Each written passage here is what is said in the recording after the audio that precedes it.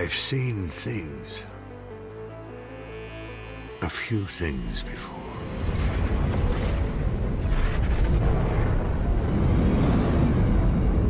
Left the sun and moon behind.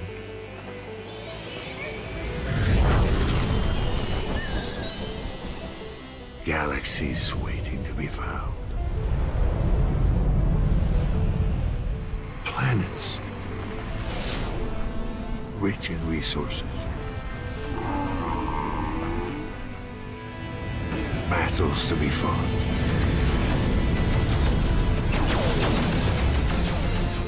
Treasures unknown.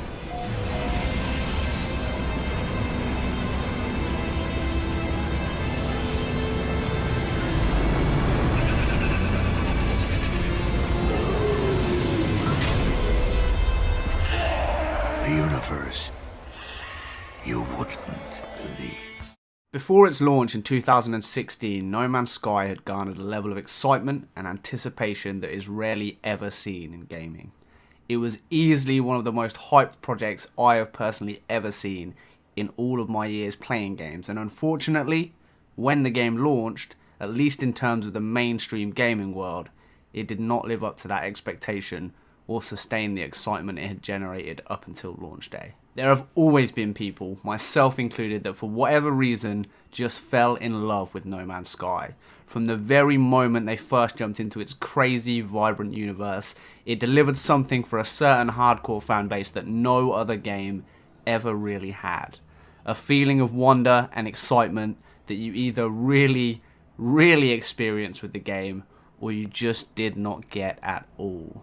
The fans that have always liked No Man's Sky have always really liked No Man's Sky, and the developers Hello Games have openly stated that it was that enthusiasm and that passion from the players who did love the game and believed in its vision that kept them going through the launch backlash. It drove them to try and build on the game and deliver on the No Man's Sky dream, and my gosh, did they improve the game again and again and again and again and again. Free update after free update, adding hundreds of new features and improvements over the last few years. Everything from base building to vehicles to real co-op multiplayer, improved graphics, textures, better UI, better inventory management, ship classes, freighters, frigates, a complete visual overhaul, new story, new lore, more new vehicles, community events, missions, variety improvements, better creature AI, new planets, new plant life, new creatures, just to scratch the surface. No Man's Sky is not the game it once was, and today it has pretty much overcome the majority of that negativity that followed it right from the original launch. With the No Man's Sky Next update largely swinging reviews and mainstream opinions on the game into the positive for the first time ever. And Hello Games have continued to build on that with more large content updates for free ever since, with the Abyss and Visions being some of the most recent updates with large content drops, but there's still something that many players and critics continue to mention on occasion. The pre-release trailers, that E3 footage that people all around the world fell in love with and were captivated by. That footage that sparked the original hype for the game but wasn't actually what it ended up evolving into. The truth is, the game has taken many different directions and added all kinds of content and stylistic changes that mean it will almost certainly never ever look like the game that was showcased in those trailers at events like E3 before it released. Not less, not more, just different.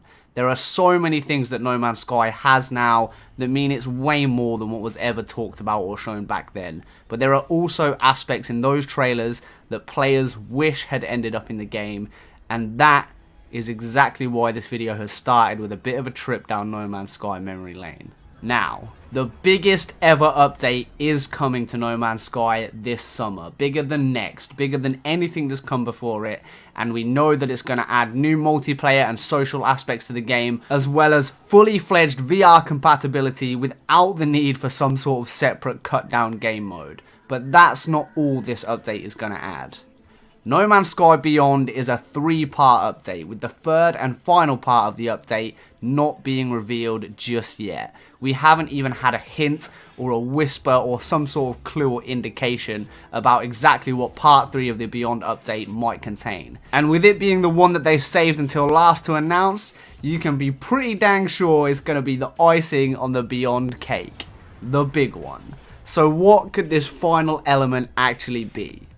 It's time for some L-Plays speculation.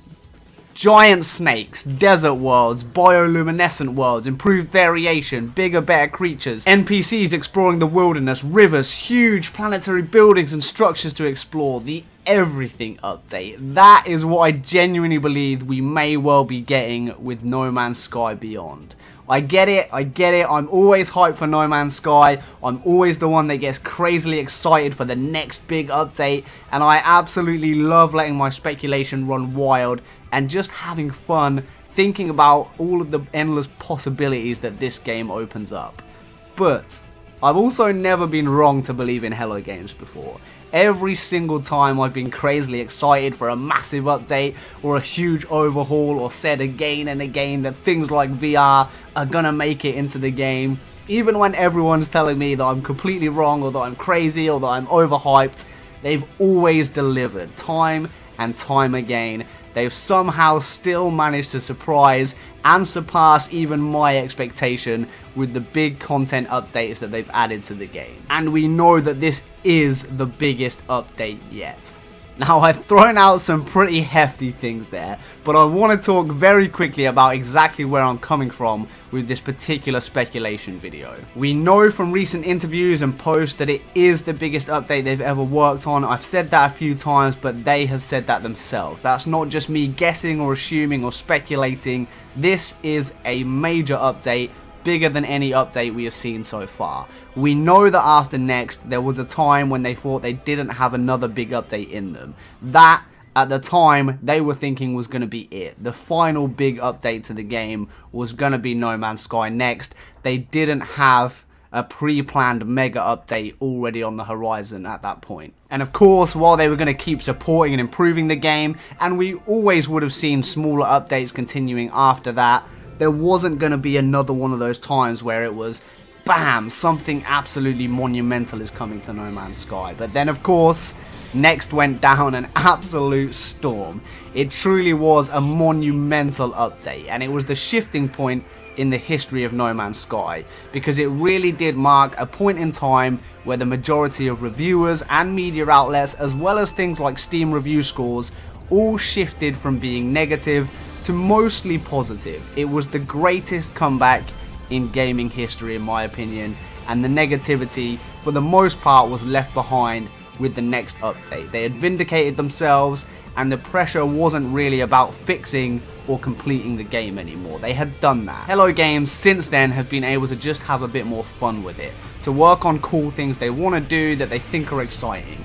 Things like VR that they know ultimately most of the player base probably isn't going to jump into, but at the same time it's something they want to do, it's something they can do now, it's something they've got breathing space to do, and it's something they just think is cool and exciting.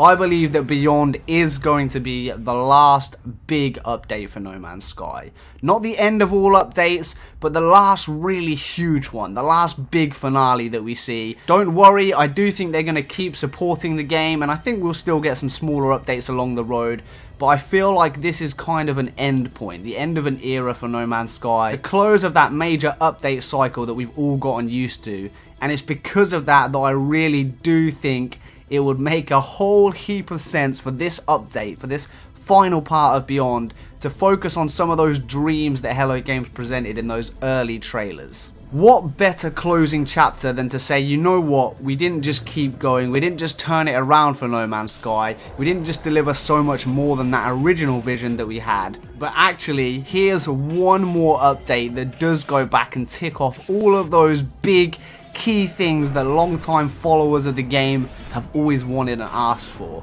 All of those things that we couldn't do back then that we wanted to. The things that we thought we were going to add to the game, but for whatever reason just didn't quite make it, or we weren't able to deliver in the way that we wanted to.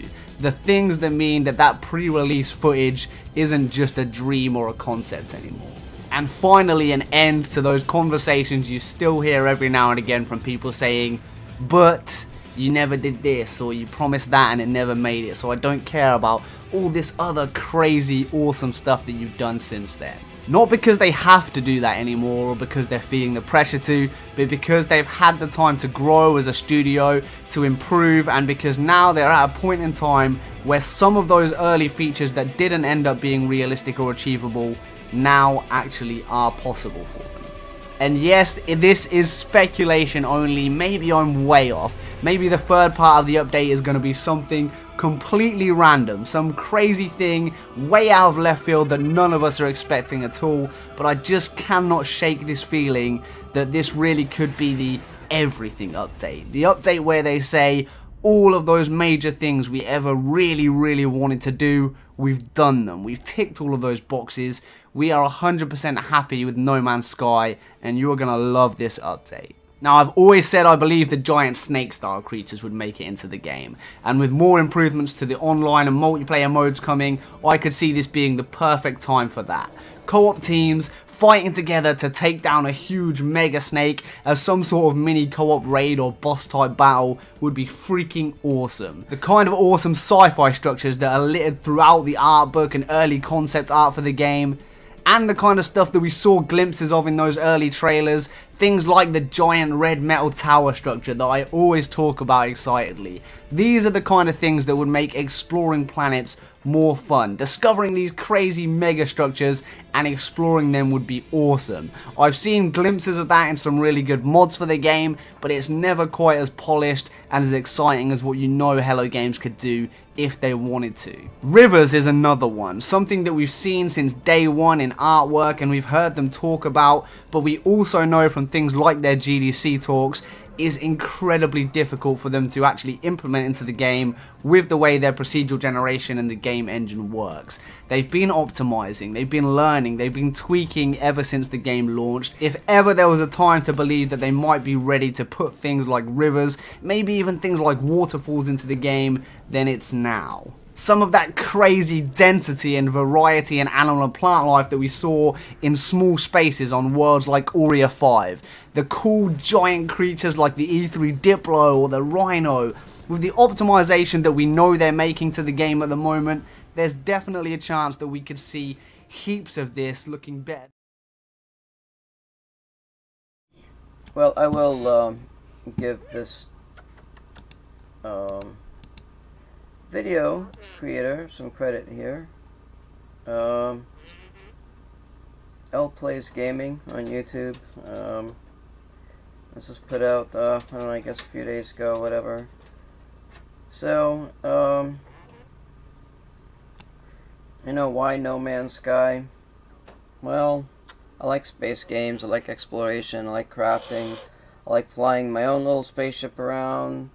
It's more like there's that X game or whatever the heck it was. I can't even remember, X-Wing or something.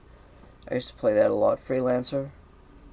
That had a few versions. Not Freelancer, but the other one there. But this one here you can fly onto the planets. You know, it's that seamless flying between planets and that sort of thing. Kind of got me interested. You know, Space Engineers has it pretty good, but that's a more multiplayer and it's kind of spread out. Empyrean, you know, they have the seamless thing. I think they're pretty close to, you know, having a good system. I can't even, I think they're multiplayer. Yeah. The Star Citizen, everybody's hyping about Star Citizen, and it's just, they've got just so much graphics and so much processing power. You have to have a freaking supercomputer to play it, so, you know, I don't even know why. Inspiration to life with a level of variety that we've never seen before. The everything update, the last big content update. Well, they're talking about VR and that sort of thing, so.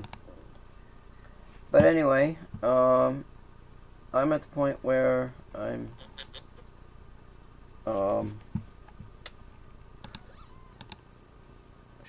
that's really not what I wanted to show on there. Getting back into the game today.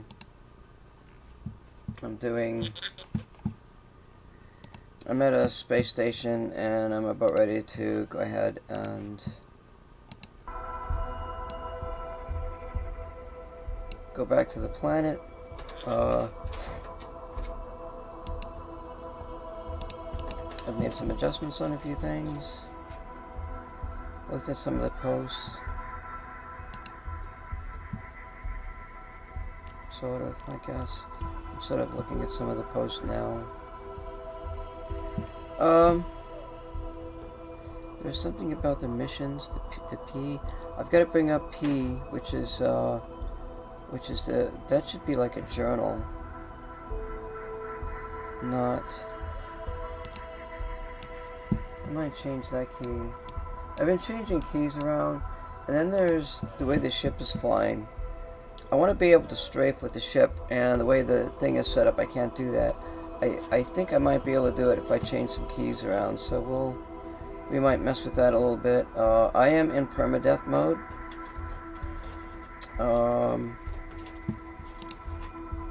haven't even started the game yet. So, you want to go to bed? Take a nap? Get off of there. That's a good bird. Come on. That's a good bird. Now you stay down off of that thing.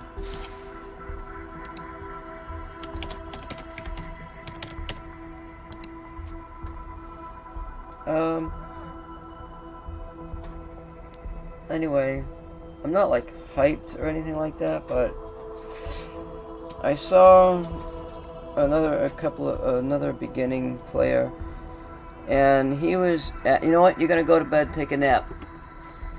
Good night. Take a nap. Yep.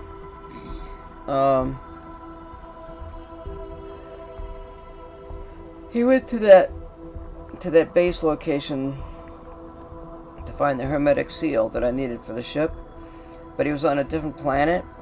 The little base thing that he went into looked exactly like the one that I was on, even though his was on a desert planet, mine was on a snowy planet. It looked identical except for the fact that the door was different. So there is some cut and paste features in this game. There's no way around it, but I'm not that concerned. I mean, there's quests to do. There's the option of co-op, okay, which in permadeath, you know, it might be a good idea. I think that'd be pretty cool. I mean, if one guy dies in permadeath, I don't even know if you can have permadeath in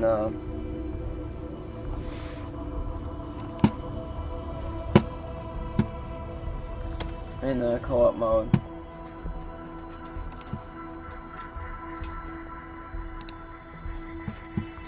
We'll let that music play out. Oh, they've got a little icon down there. Huh? There's an icon where the little other thing used to be. There's an icon down there, No Man's Sky. It's got the little emblem. They must have listened to me. That's pretty cool. Oh, what about this join with friends or random explorers? I wonder what that's all about. Can I do that?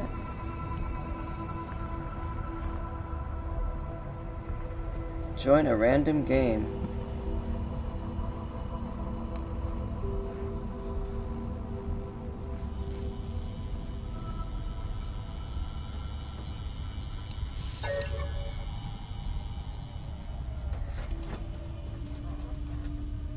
Oh, my other thing is turned off, so that's why I can't do that.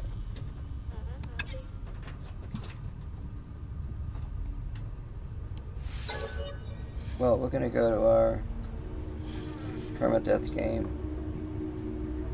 So far, it looks like I've got 4 hours and 46 minutes in it. We're on the space station. I haven't explored or talked to the other people up there. I did get a better... I was a little bit hesitant. The guy says he thinks you should turn over your gun, your one and only multi-tool. I was very hesitant, but when I did, I got a better tool in return, so that was a help.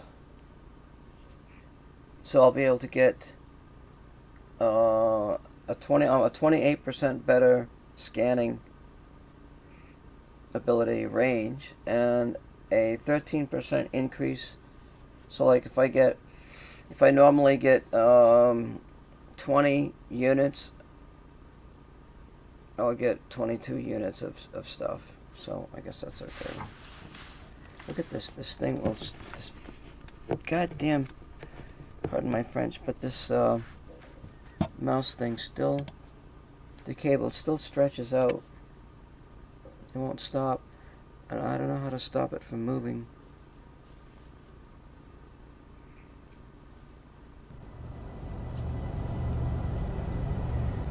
There's the space station. I was thinking about changing that key. There's my new gun.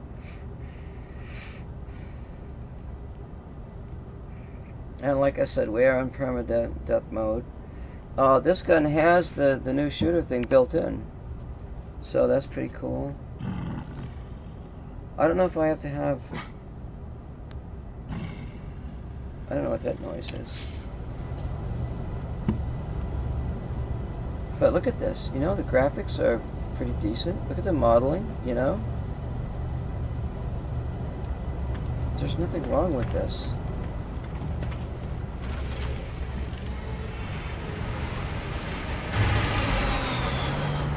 Does anybody ever come out of that?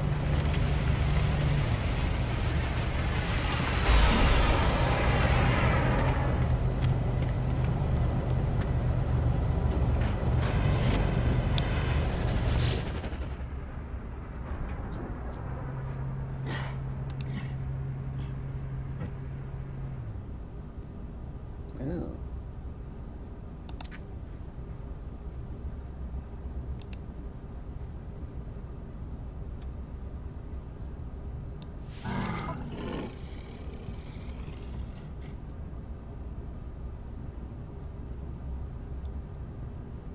This is a better ship.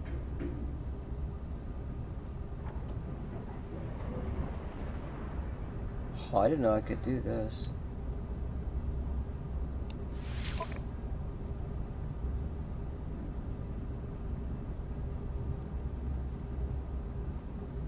It's a Class B ship. 1 million.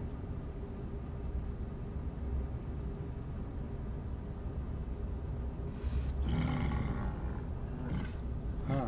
I didn't know I could go on the ship and just trade ships like that.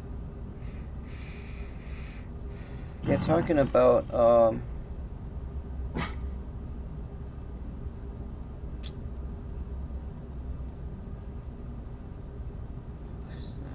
the fuck is that? Trading something about nano chips.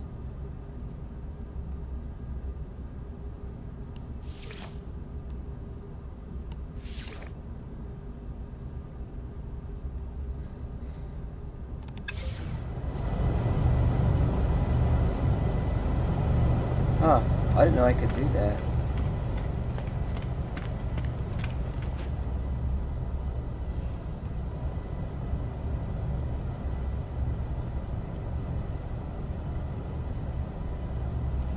Huh. So all I gotta do is just make a shitload of credits. Get a better ship.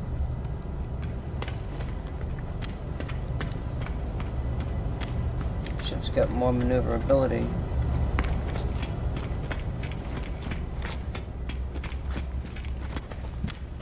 So there's these Gek critters up here. I think they're Gek, I don't know. But I'm not gonna deal with them. My character... How the hell did I do that?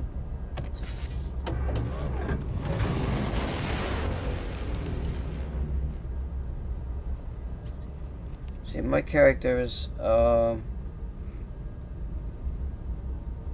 think Viking. I don't know. Let's see what these guys have to say. They're the same. Oh, that's not like me. Okay, these guys look like I do. I picked up 5 words. They're calling me an interloper. I don't know why.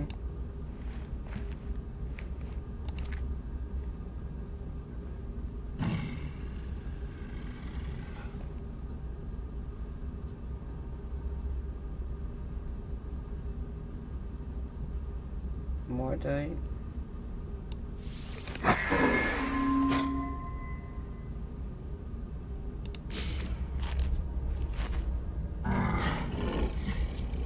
Oh, I've got a drop pod detected.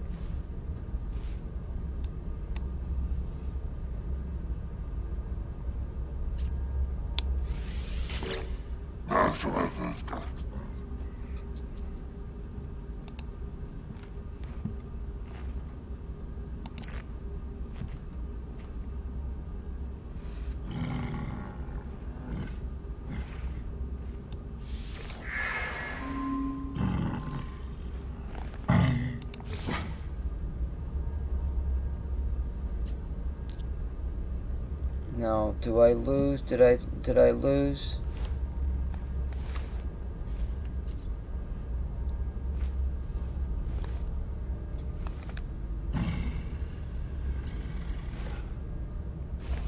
Oh, I still got it. Good.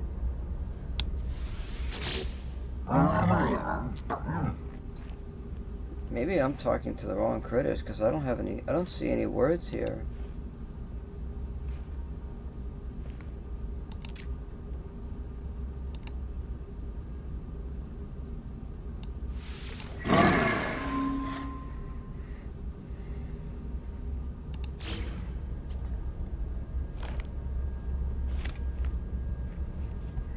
Let's go talk to this ugly looking bastard.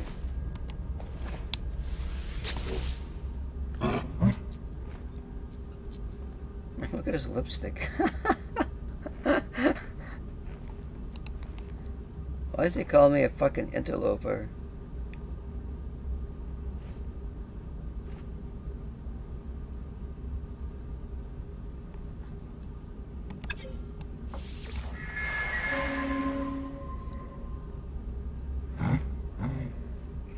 That's a Viking? Oh, Jesus. I don't want to deal with these ugly looking bastards. And I'm in the Viking system? Well, if that's what a Viking looks like, what are these guys?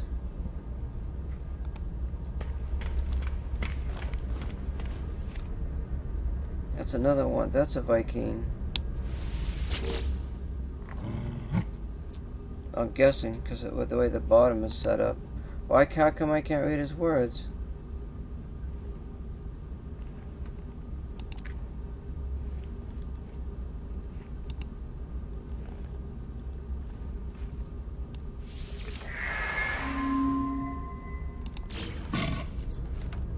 These guys are not helping me out. And they're Viking, and I got 5 words.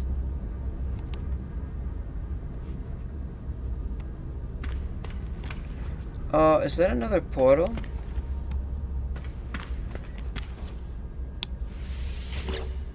It might not make a difference.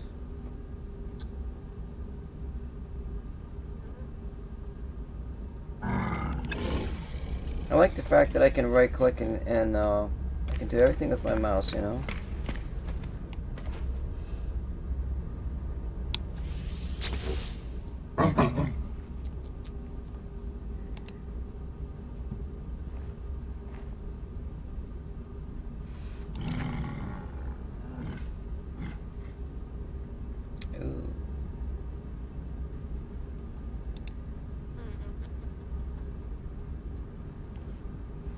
Mission listings agent.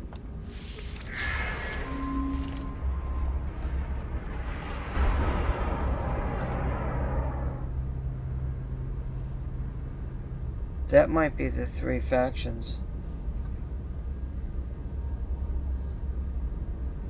I like the little design over there on the right. That looks pretty cool. Mission listings agent.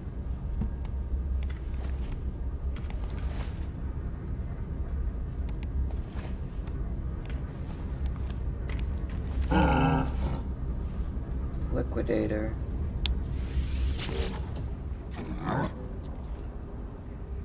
So I wonder what these creatures are. I wonder if these are the Gek.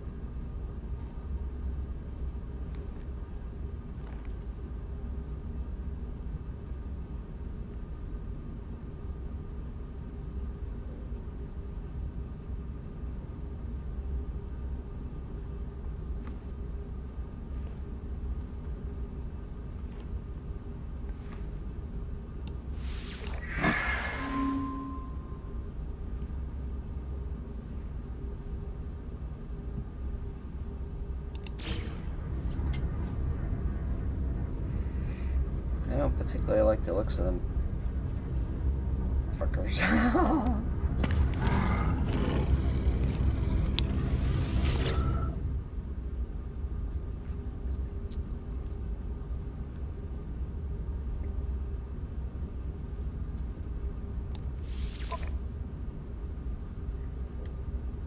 Oxygen capsule.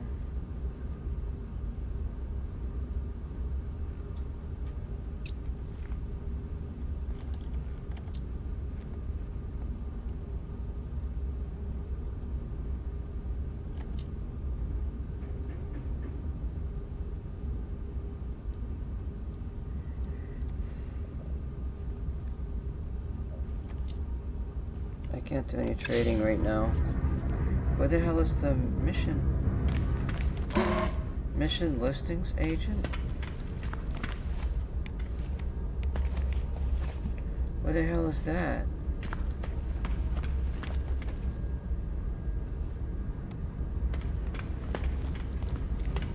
Mission listings agent. I have to look that up because I can't find that.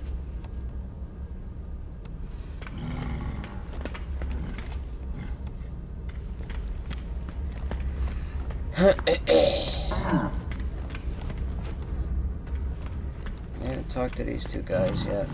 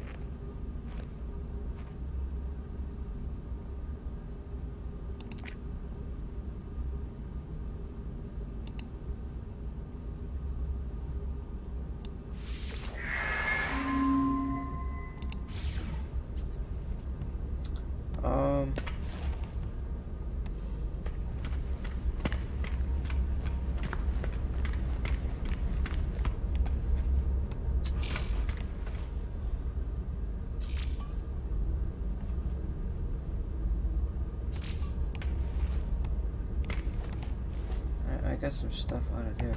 What the hell is a missions listing agent? I stole something out of the other plant pot on the other side.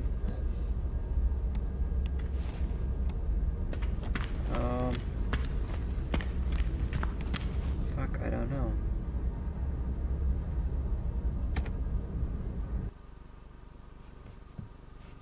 Let me... I don't know why it does that. I have to get out of that mode. Alright, I have to type this in.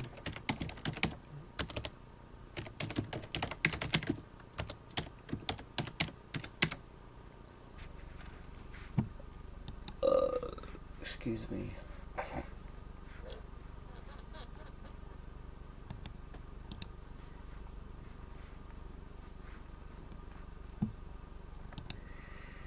For those who still haven't figured it out, the listing agent is the person next to the Explorer Guild section.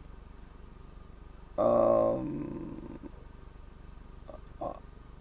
offer you missions once you have a freighter. So start my storyline. Wait for a bit till you get a freighter, and then you'll start getting missions from both the terminal in the ship and the listing agents in any space stations.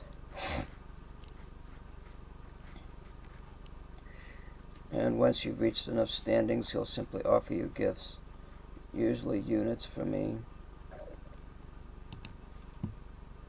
Well, I don't have a freighter yet.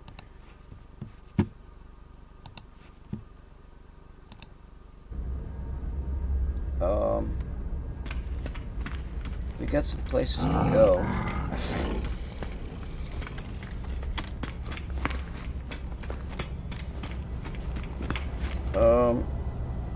We need to get tritium. And I'm worried about this oxygen problem.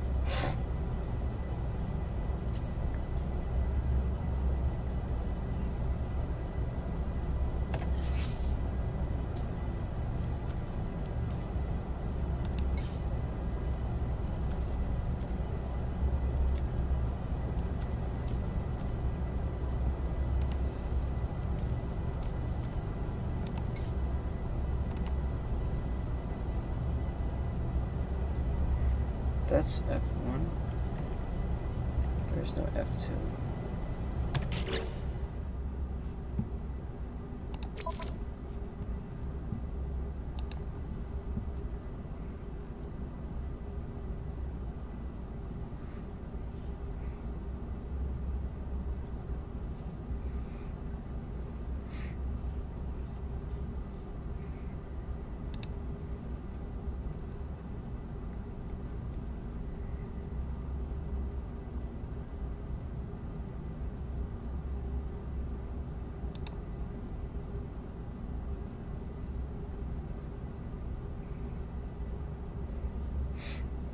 I think.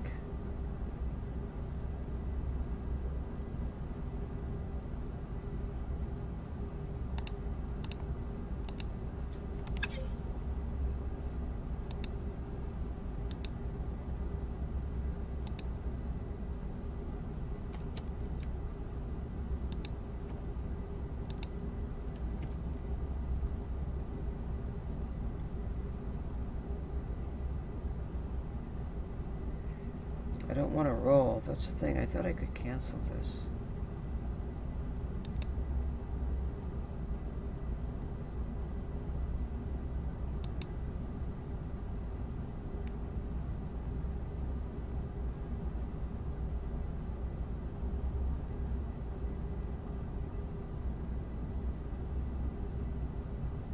Shit.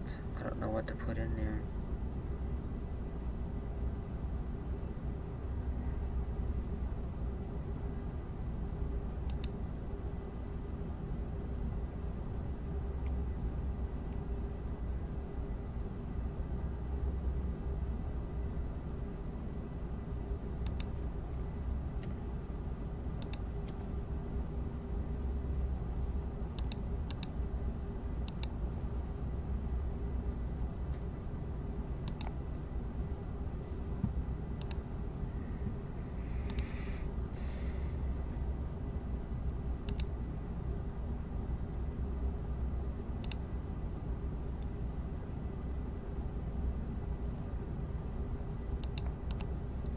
Was that channel? Oh shit, don't tell me that's not even listed.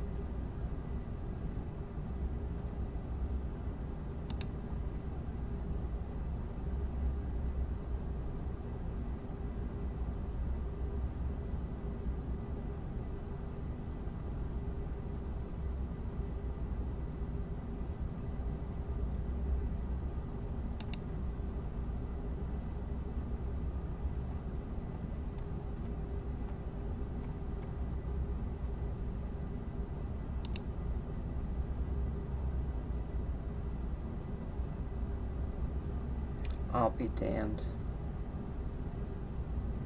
That P key?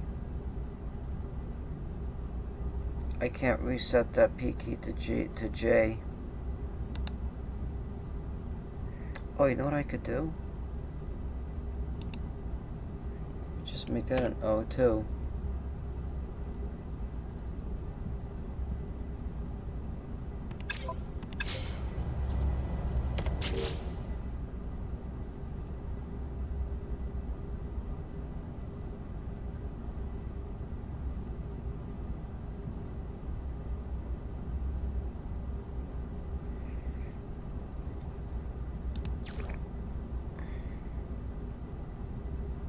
Oh.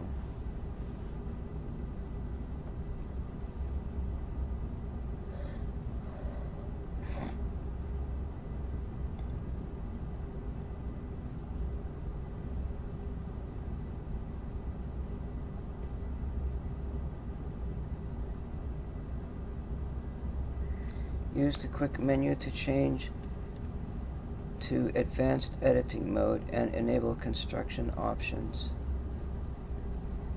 Terrain manipulator is charged with metallic elements. More advanced medicals will give greater charge. Multi-tool attachment that allows user to tunnel through the ground.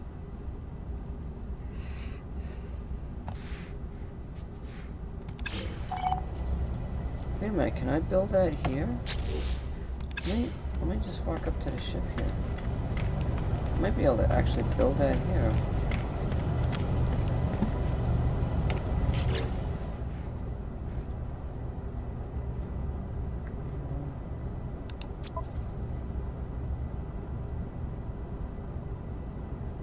Oh, I got some nice tritium in there. Let me...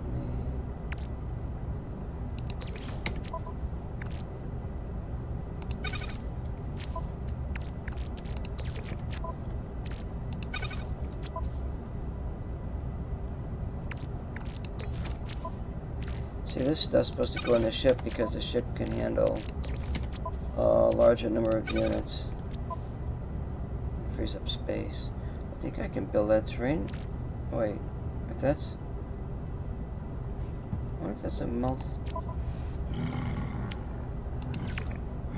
Oh, what's that right there?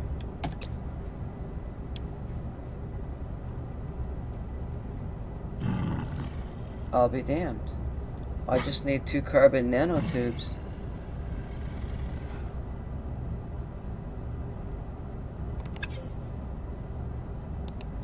I can probably build those.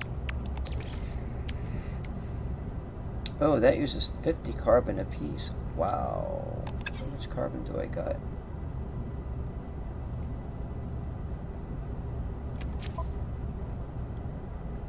Oh, I've got plenty. I can build it.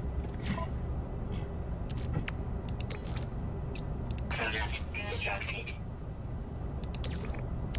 Product constructed.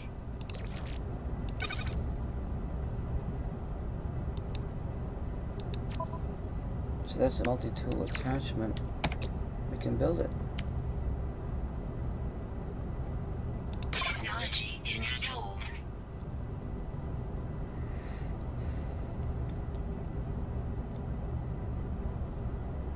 Oh wow, that's pretty cool. Uh-oh.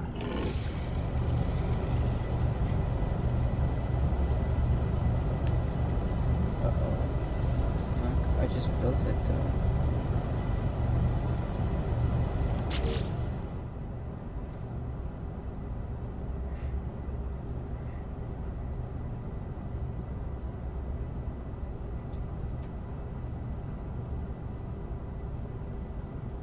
Track the mysterious signal. Well, there's a cache there, which I did not get into. I couldn't get into it.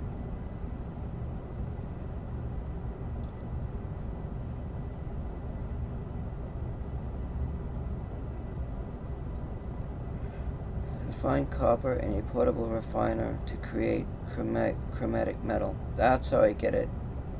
There's copper back on that other planet. So we can do that easily. But I gotta fucking get that oxygen thing. If I don't get oxygen, I'll be screwed. Blued and tattooed.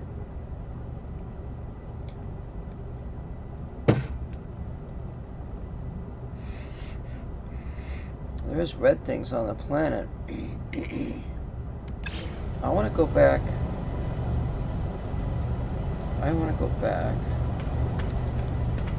Oh, there's some things I have something I gotta check out. I gotta look at this trading terminal.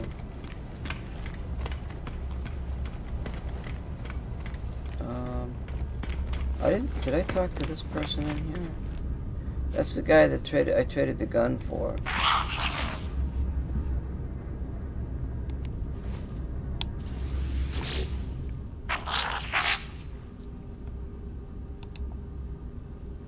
But I wonder what race he is.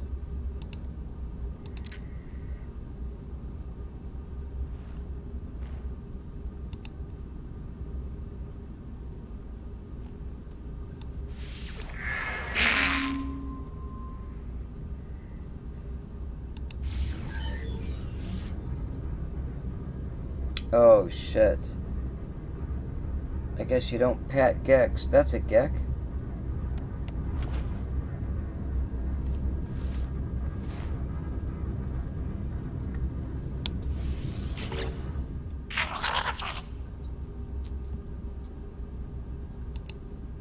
They look kind of cute.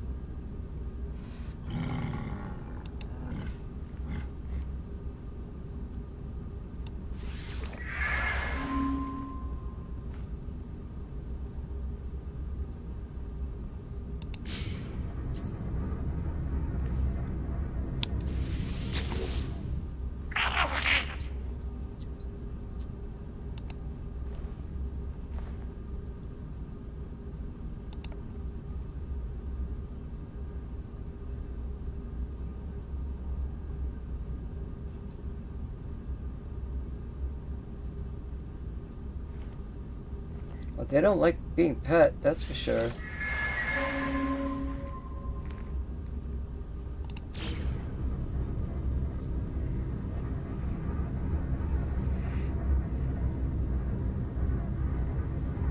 Switch Alt, switch. What the fuck? It's in create mode.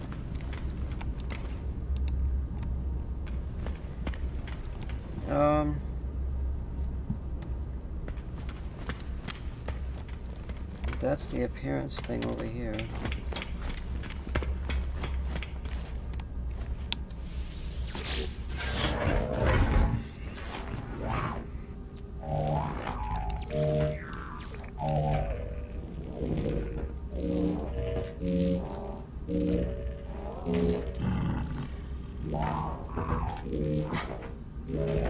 There's their symbols. That was on that guy's map.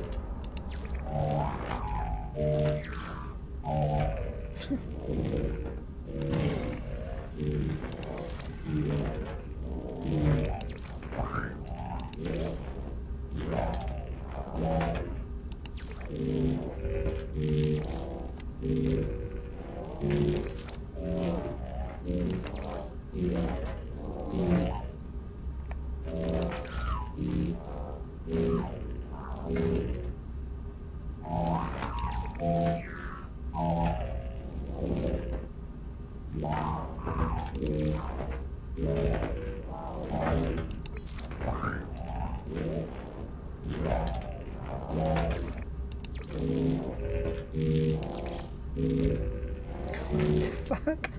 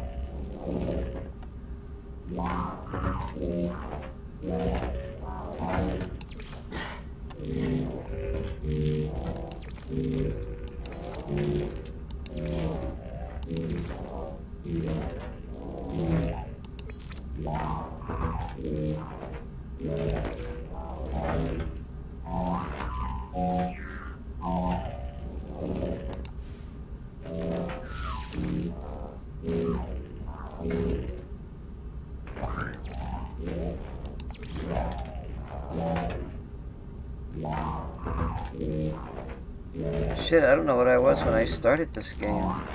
Oh my god, a Star Wars guy. Oh, I see. Oh, these are just presets.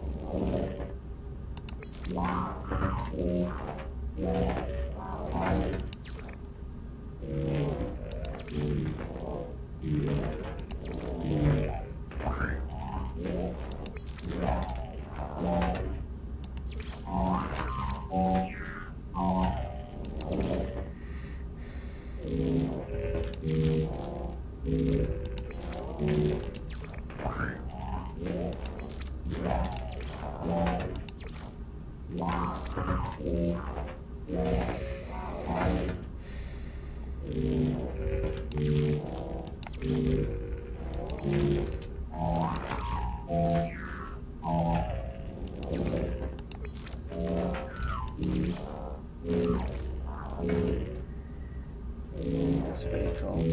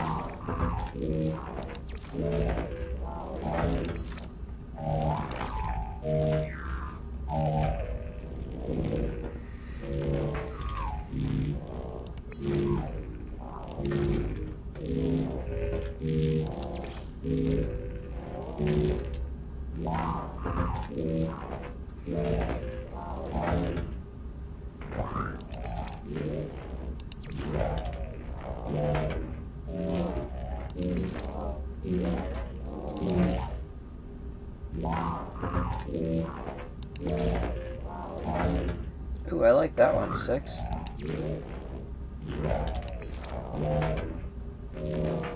That looks pretty cool.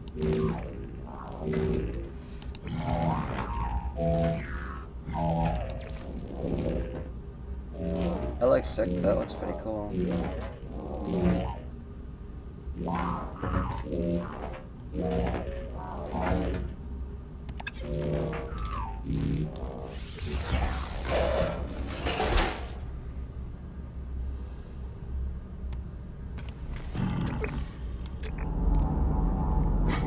I can handle my stuff in here.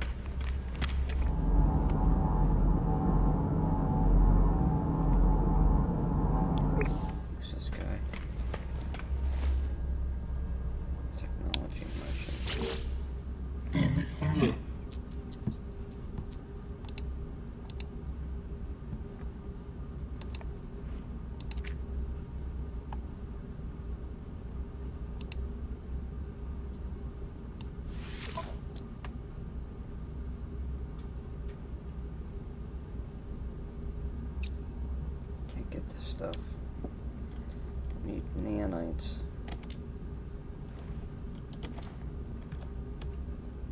There was something in one of these. One of these guys are. Anyway.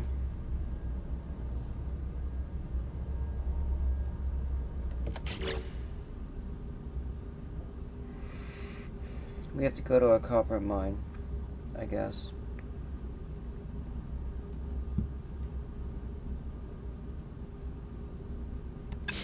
See, the problem that I got is I'm gonna run out of inventory pretty quick. I got the tritium.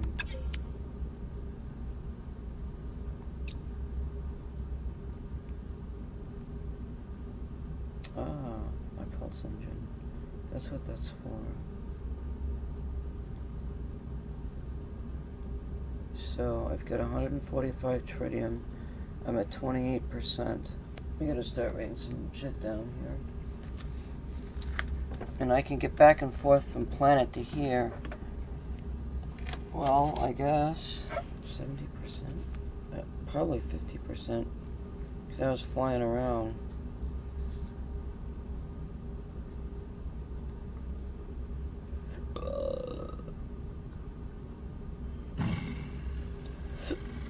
So let's grab this. Technology recharge. Jesus, how much have I got left? One? I got one unit left.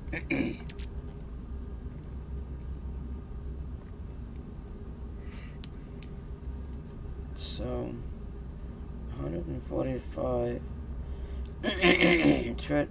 That's equivalent to about 70% of tank.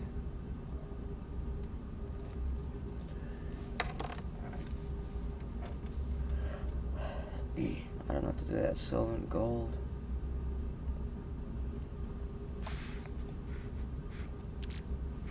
Or I could probably do something with this metal too. In that refinery. I gotta find oxygen. You know what, let's do? Let's go to the site here.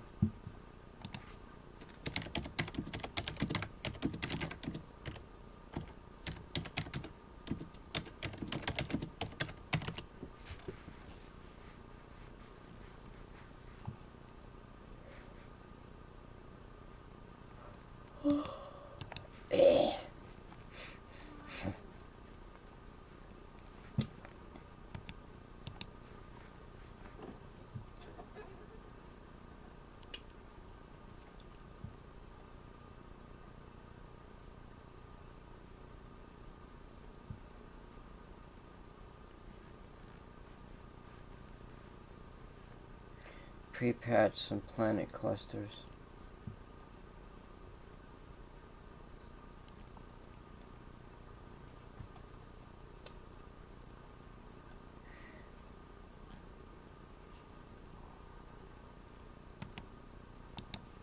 No Man's Abyss expansion is a terrifying underwater adventure. This guy made a base underwater.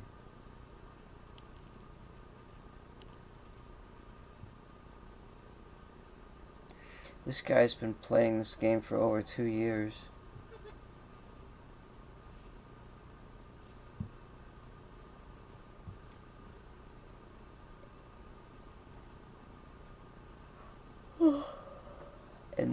And new terrifying creatures to uncover. The perfect thing to play before Halloween.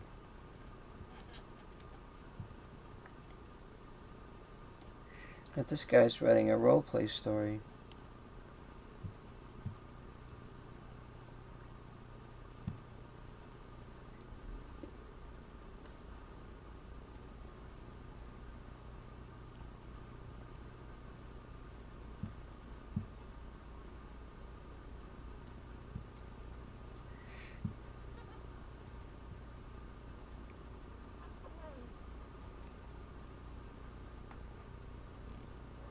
So if you do something that harms the planet, these sentinels show up or something?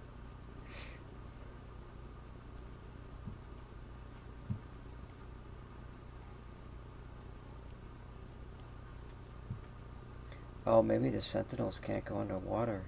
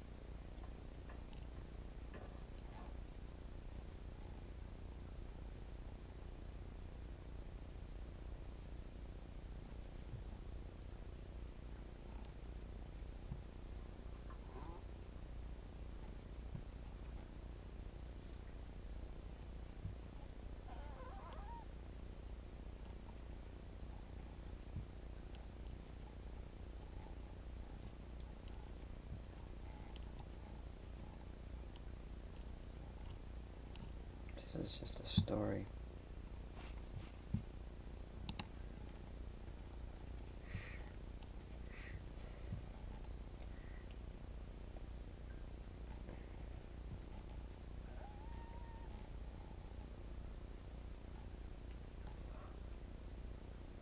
It says you can refine carbon into oxygen. Wow, there's a lot of trees. Yeah, but once the trees are gone, then what?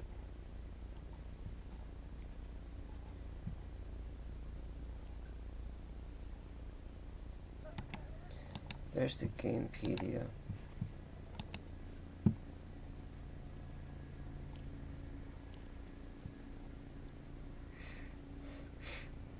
Oxygen harvester. Oxygen can be refined using a refiner with the following combinations of resources: kelp, fungal molds.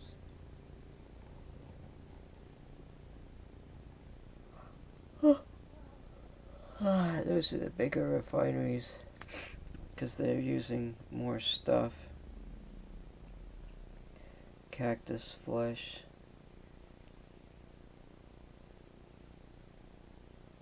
What the hell? That's a refinery. Oxygen and there's an oxygen harvester.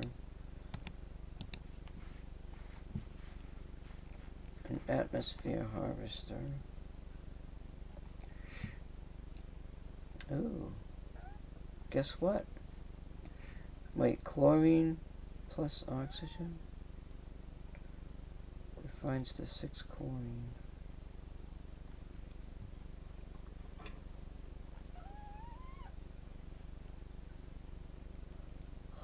The kelp carbon refines.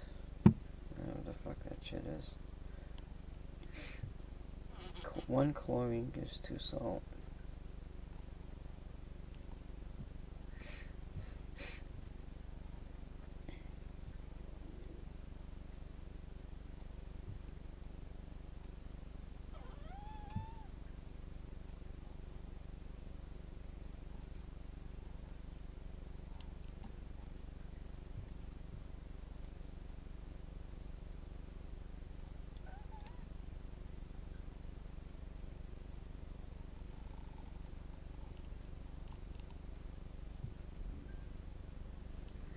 Roasted metal plus oxygen gives stuff.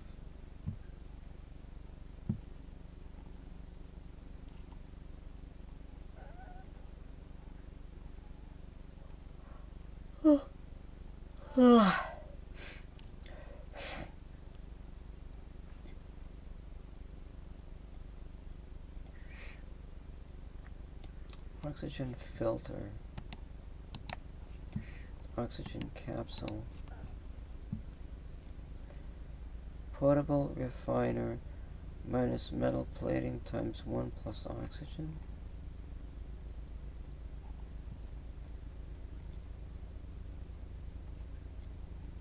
Metal plating came out in the next release.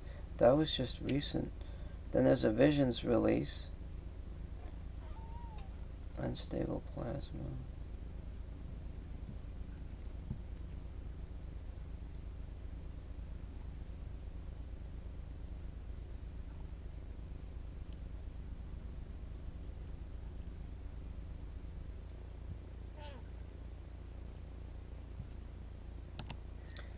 Oxygen heart. We could probably just put this up on the website. I don't see why not.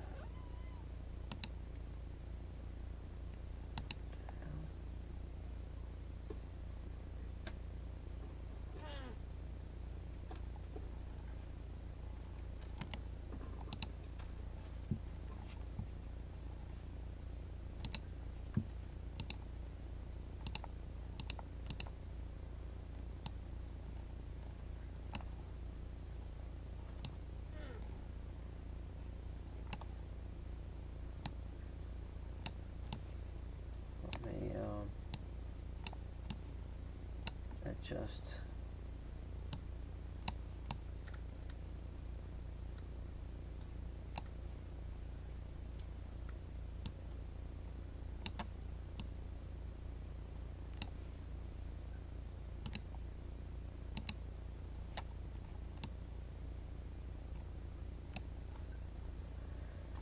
I'll put that up here so we can see what we're all talking about. It's getting light in here.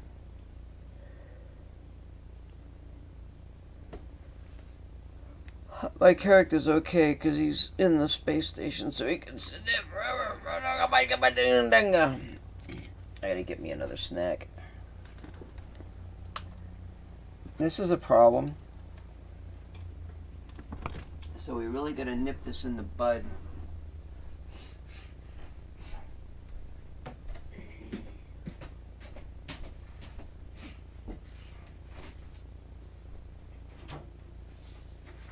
Oh, the sun's coming out. I should be outside doing something. I want to be an airborne ranger. I want to live a life of danger. I think I gotta go get a cookie. Oh my God, I ain't got no cookies left. Do I have any left? I thought I just fucking bought some. God damn.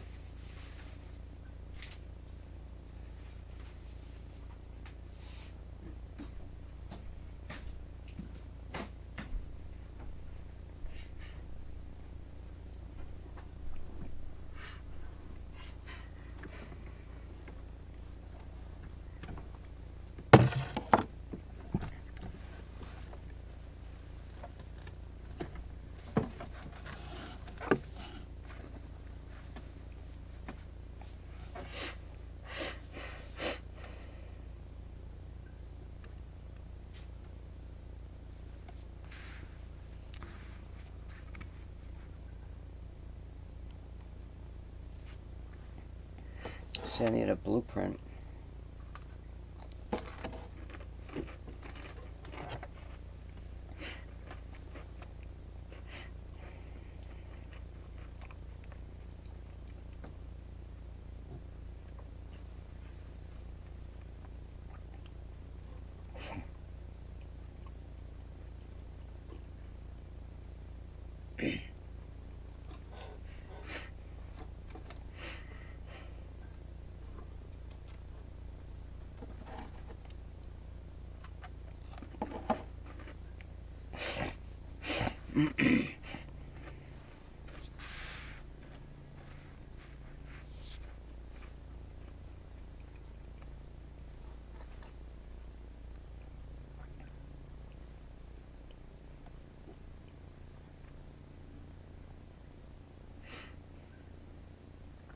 $250 units over 12 minutes. That's pretty good.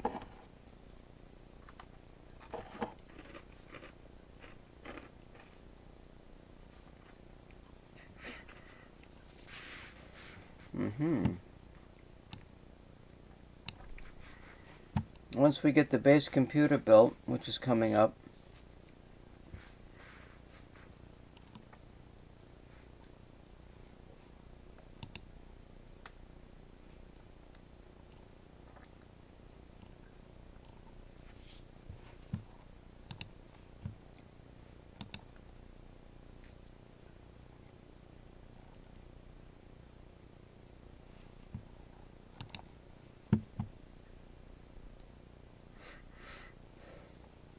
there's a generator coupling, and I still haven't figured out about the condensed carbon. I don't know if that's... Alright, so you put that in there. And we've got to get this advanced mining laser. That cost a lot of money.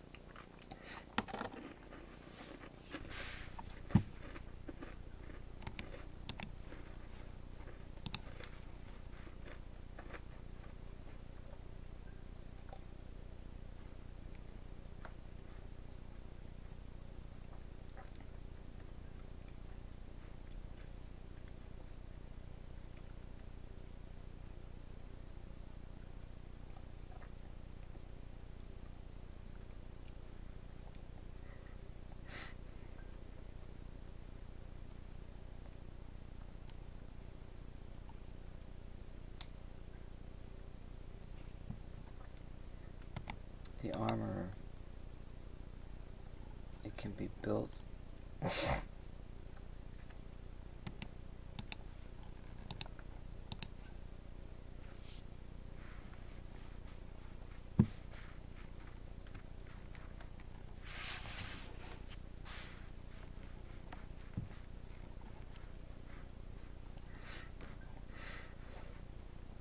There's an upgrade limit.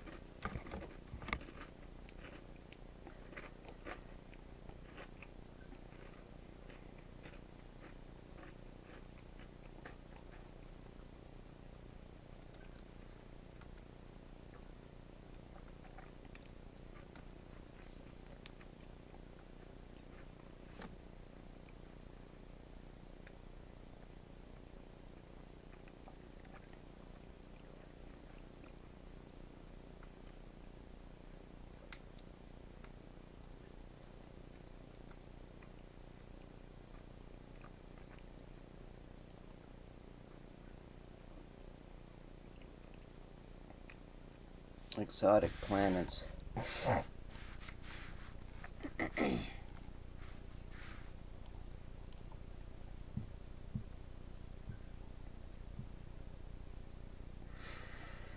One or more of these three gases make it possible to craft some of the rare intermediary materials, sometimes worth 100,000 to 202 million, which in turn can be used to create various advanced and highly valuable commodities. Radon is combined with condensed carbon to make enriched carbon. I like the carbon idea because there's a lot of trees on that planet back there.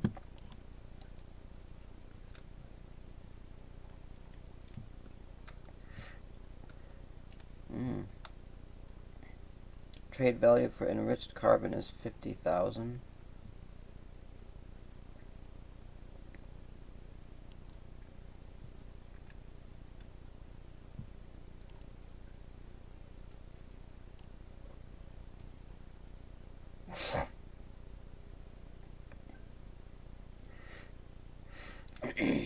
Oh, look at the salt, see? You've got to have...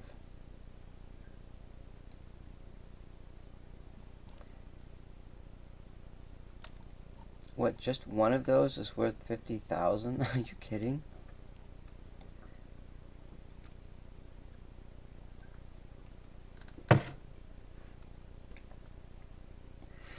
there was a lot of salt on that planet too, so that radon might be good. I think we'll go for that.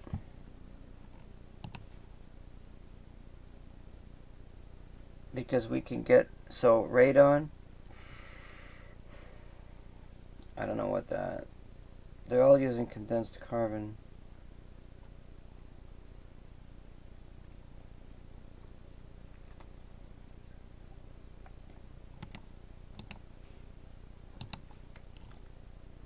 That's 50,000. Probably that's 50,000. Yeah. Now, let's see, thermic. Here's one non-exhaustive example of a gas crafting chain. Superconductor.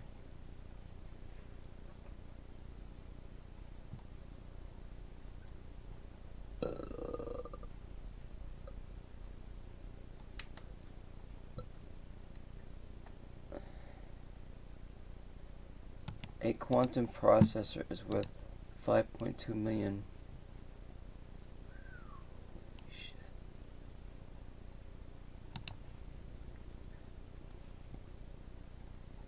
Oh, wait a minute.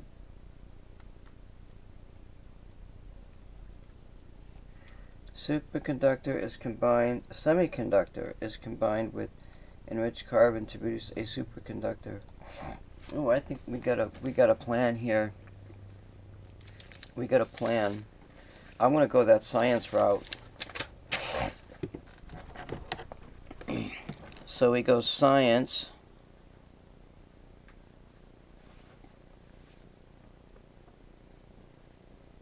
Radon. Oh, wait just a minute. Fuck. Radon on irradiated and frozen planets. Ooh, that's the one we're on.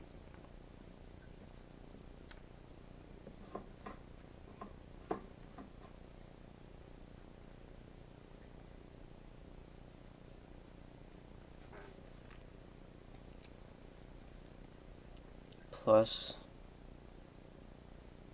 condensed carbon yields enriched carbon.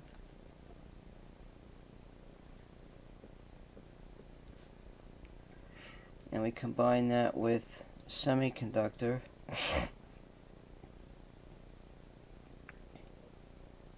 Which is not listed there. We could find that. Plus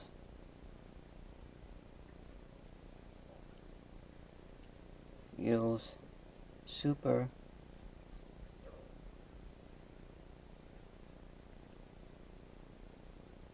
I can't even fucking spell. Superconductors combined with a circuit board plus circuit board. I'm into electronics. Yields quantum processor. Quantum processor equals 5 mil. No, that's what I'm talking about right there.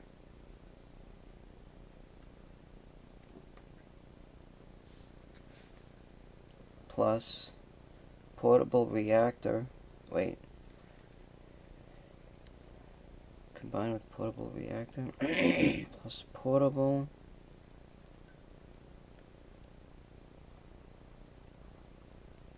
reactor.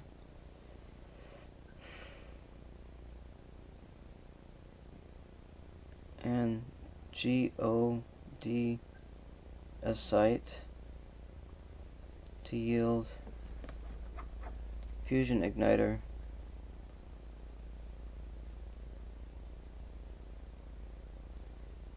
Which is worth 18 mil.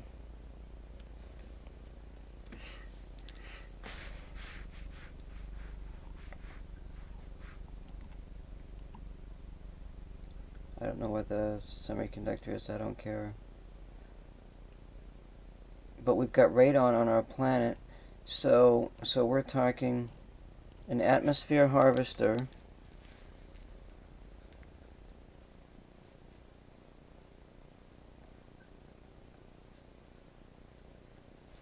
gotta have, we can have 3 on a planet, 3 per planet. So we've got 100 ammonia.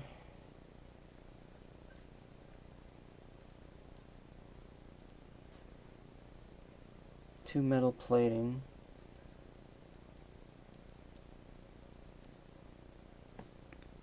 And 2 hermetic seal.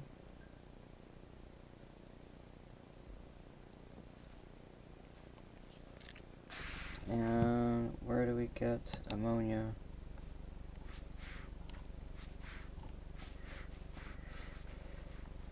Ammonia can be refined. I have to have a bigger refinery because it's adding 2 items. Need small refinery for 2 item input.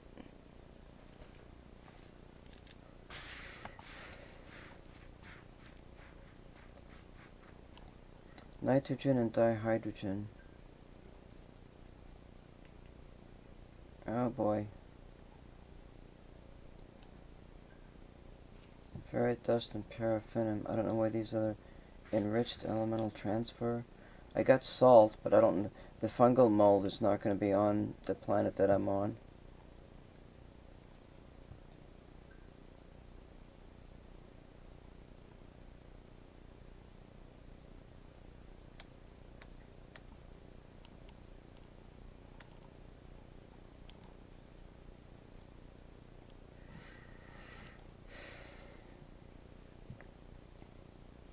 We have salt. Is there a way to refine salt?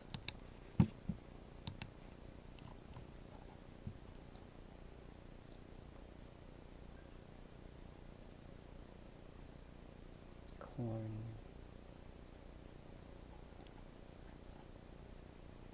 No, I don't like that idea. Dihydrogen. All this stuff seems like it's finite resources, you know? Well, actually, once I build the harvester, I don't have a problem. I wonder where paraffinium is.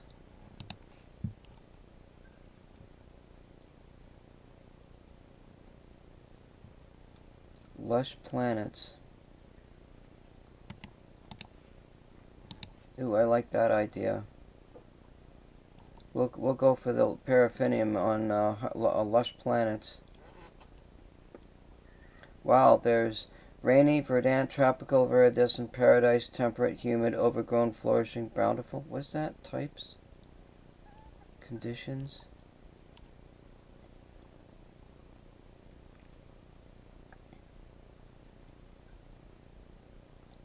Superheated rain. The lush biome is one of the 2 biomes to be considered candidates for garden worlds by the Arcadia project along frozen slap. Prior to 1.3, alligator survival and permadeath had aggressive sentinel presences, forcing the player to face some challenge at all times on any given biome. Prior to 1.3.8. Prior to 1.3.8, lush worlds certain experienced acid storms instead of cold storms. As of 1.38, heat storms were added to lush worlds instead of acid storms. It would also replace most of all the cold storms as coincide with desert worlds and nightly freezing temperatures.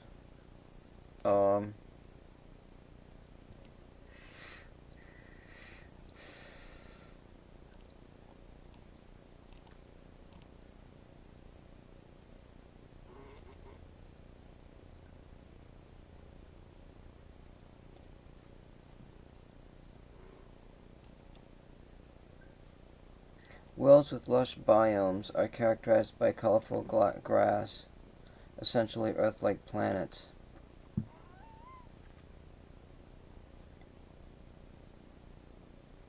Paraffinium and nitrogen. So we could collect paraffinium and nitrogen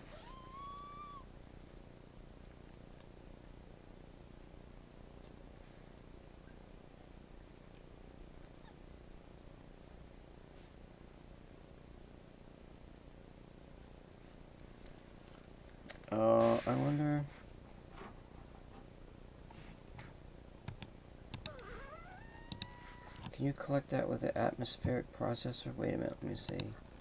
Where the fuck is that? Ammonium. Ammonia. That is the atmospheric processor. Fuel, carbon, etc. So we start out by radon plus, I already got that. Radon plus condensed carbon.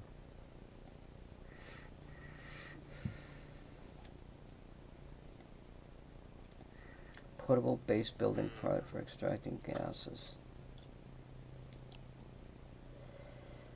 So it's going to extract the radon on our planet. And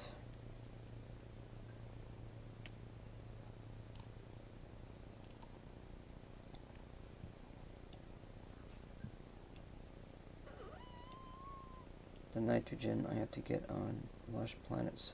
So it's nitrogen and paraffin.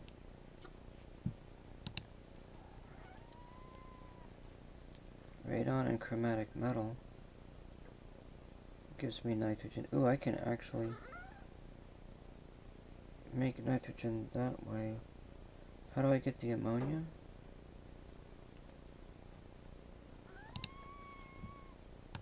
Shut up. That's this nitrogen. Oh, I could create nitrogen with the chromatic metal. Radon plus chromatic metal equals nitrogen. So I could do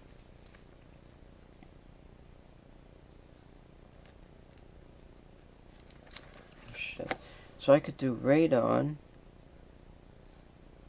plus, yeah, but how am I going to get the radon to begin with?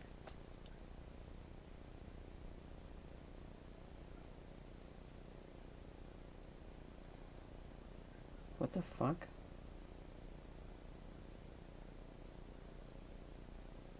I'm confused. Radon plus copper plus metal equals chromatic metal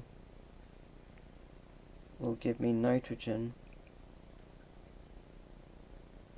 So I can get the nitrogen on my own planet. But the question is, how do I get the radon to begin with? Can I produce that, I wonder? Ooh, well, sulfurine plus oxygen, sulfurine plus chromatic metal will give me radon. Sulfurine is a gas.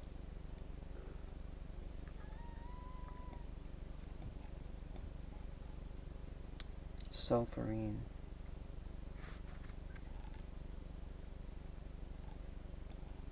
Is that a gas?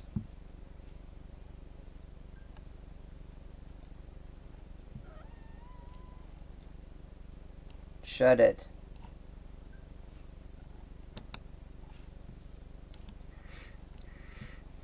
Sulfurine is a compressed atmospheric gas.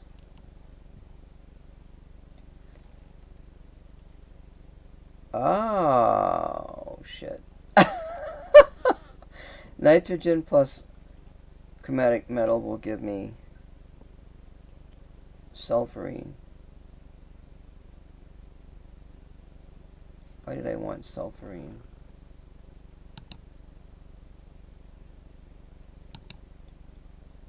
Shit, I forgot why the hell I wanted sulfurine.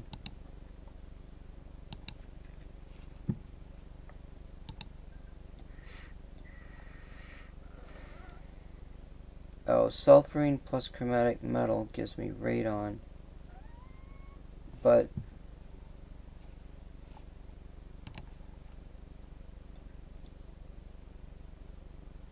radon plus oxygen. How do you...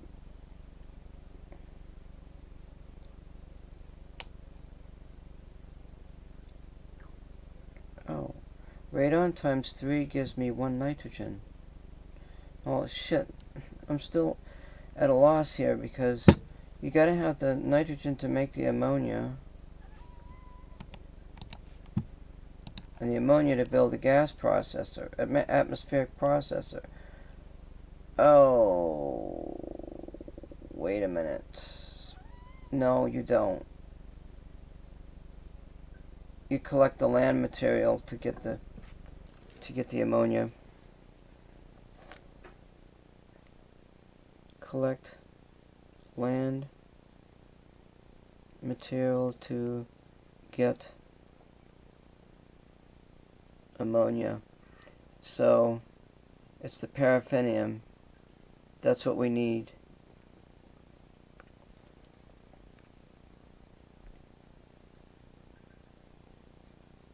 On lush planets plus ferrite dust yields ammonia. So if it's one, so that means I need 100 ammonia. If I want to make 3, that's 300 ammonia. So for 300, 3 atmospheric processors, I'm going to need 600, 300, 600 paraffinium,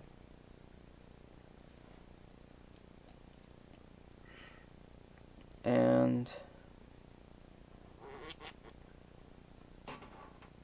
pure ferrite, 300 ferrite dust, or 300 pure ferrite. 300 pure ferrite equals how many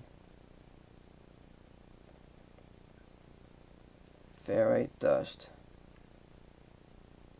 It might be better to use the pure ferrite because that might use less ferrite dust. So all we need is that paraffinium on a lush planet. We got the ammonia. And to build the atmospheric processor, where the hell is it here? We need metal plating and hermetic seal. The hermetic seal just requires condensed carbon. So that we can make easy.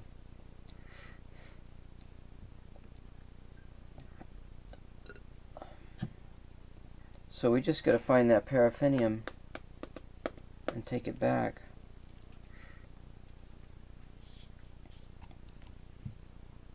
We should go to a lush planet while we're out here. Collect the paraffinium. That gives us our ammonia. And hopefully we can find oxygen there somewhere. I think that's all I need. If I can get that... Oh, wait a minute. Where the hell... Oh, I've got to make the oxygen processor. So then we go to here.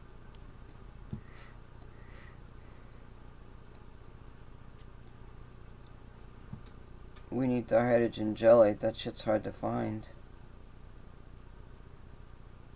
Oh, it only needs 3 of those, but that's like 150 or something.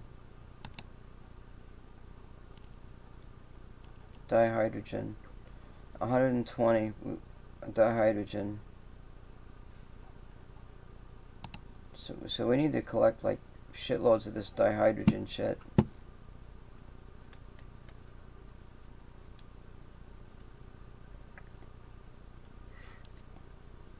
Then we can make the oxygen.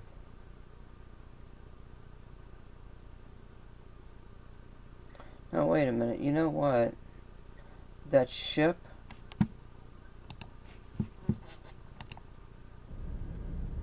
Oh shit.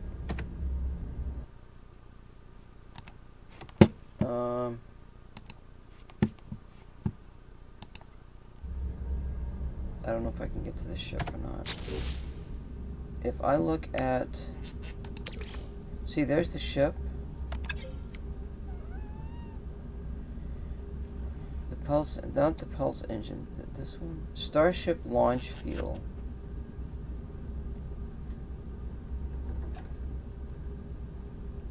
or uranium. So if we look at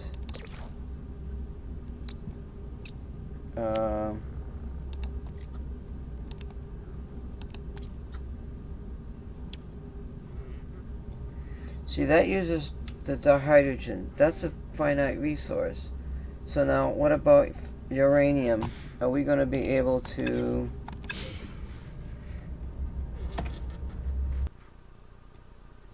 produce uranium?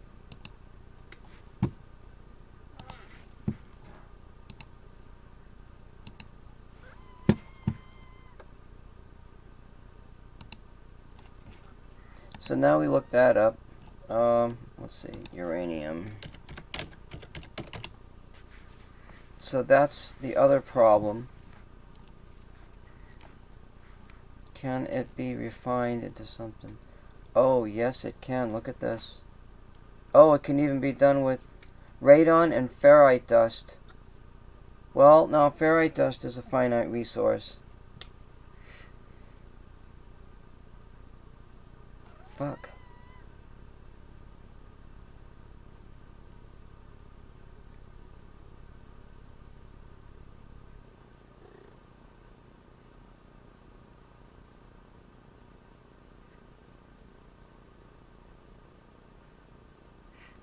I mean, that shouldn't... We should be able to get that from planet to planet.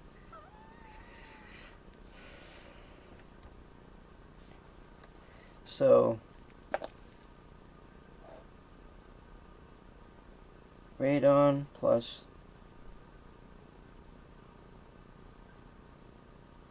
pure ferrite will give me uranium for launch fuel.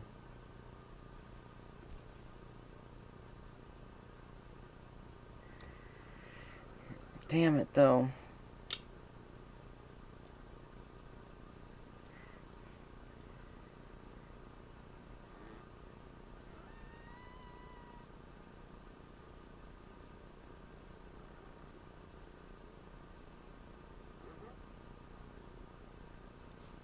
Gamma root? What the hell is gamma root and salt? There's phosphorus.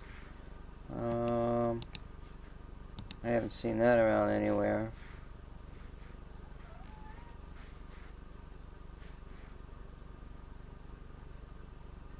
A scorched environment. I'm not planning on visiting a scorched environment anytime soon.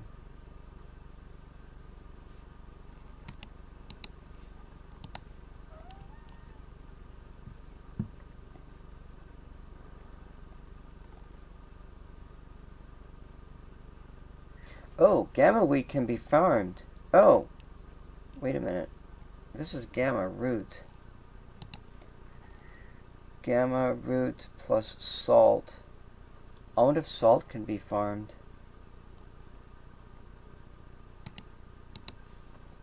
Salt is sodium and chlorine. Can be processed in a refiner to create chlorine.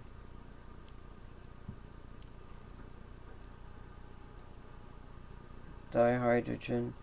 One chlorine yields 2 salt. That don't make any sense. Oh, wait just a minute. Can I farm chlorine?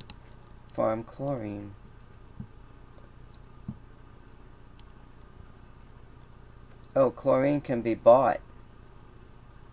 Oh, I think we just figured it out here. I can buy the chlorine.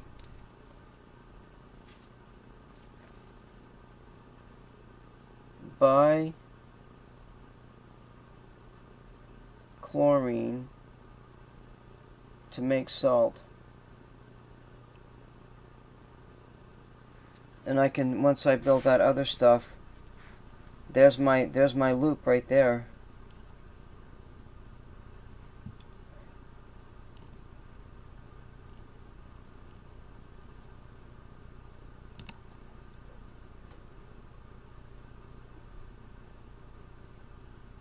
See, I gotta go back. Chlorine,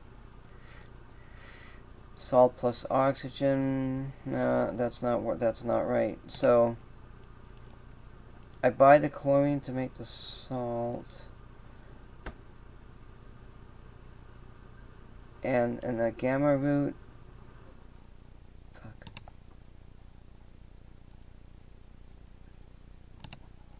The gamma root plus the salt equals the uranium.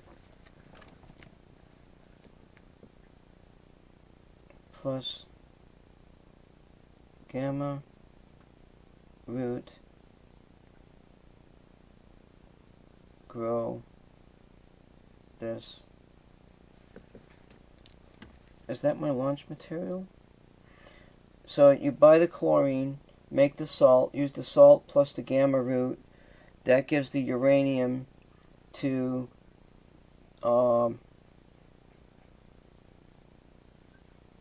that's that loop, and then the other loop is to build that other shit and make millions and farm the radon. So I had that all figured out. So now we're gonna go in there and we're gonna see if we could actually, well, I could. Well, we could get the chlorine. We could buy. I don't know how much chlorine I could buy. I wonder.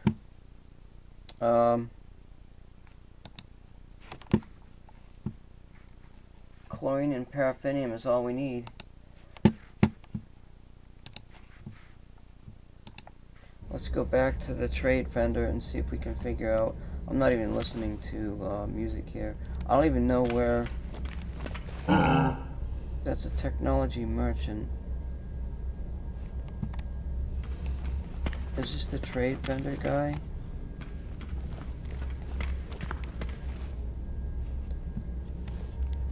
Where the hell is the damn...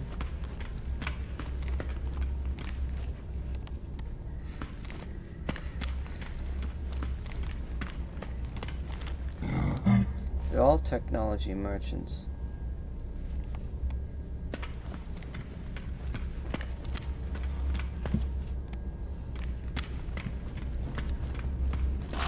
That's a barter on the left. That's a warrior.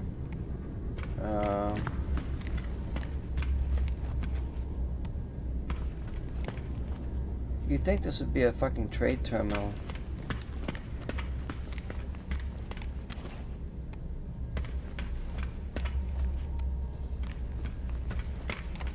I'm stupid.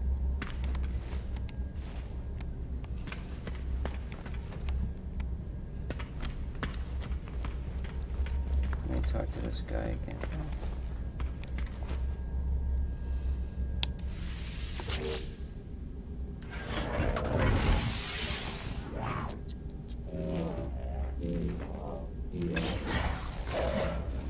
That hologram's missing. Wonder where that went. Well, let me talk to... Oh, there's more plants here. Could be something hidden in one of these plants. There was one in the other one.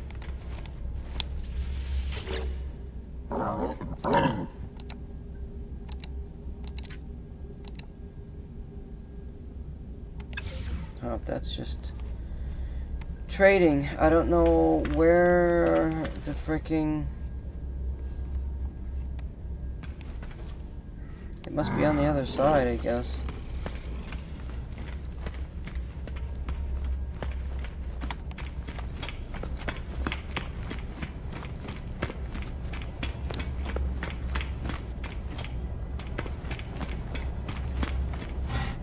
All of this stuff you learn, you know about in the academy to figure out exactly what it is that you need to do.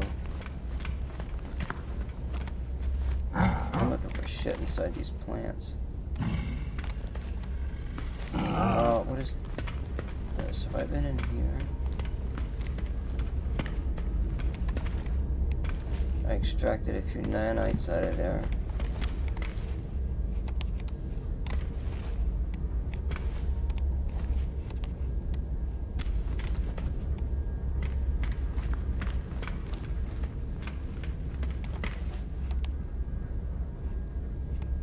This little button. active traits then. So we're looking for chlorine.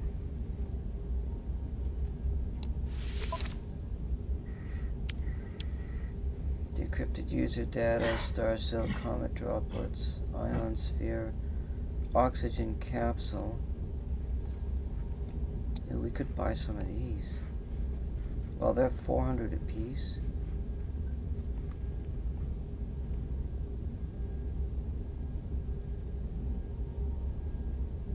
Oxygen and ferrite dust.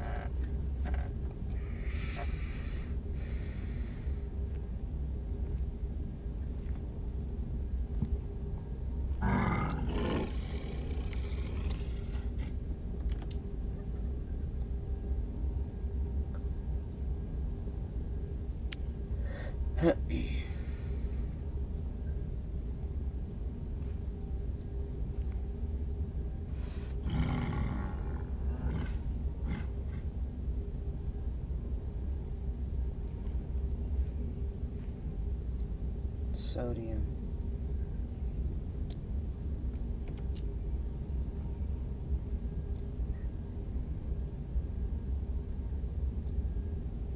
Oh, the ion batteries are expensive.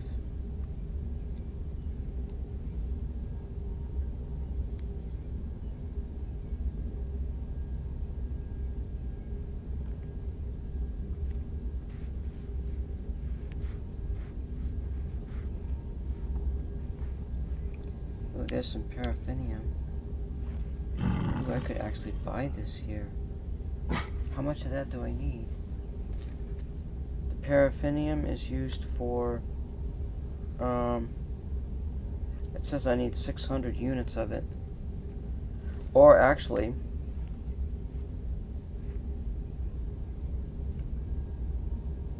how much is 10 units is 800.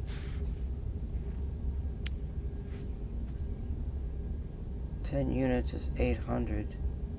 100 units is 8,000. Are you shitting me? Wait. 10 units. 10 units is 800. 100 units is 8,000.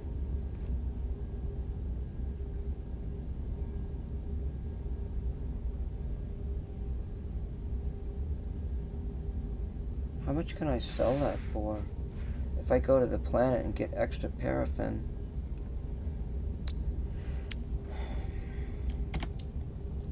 Oh, there's the chlorine.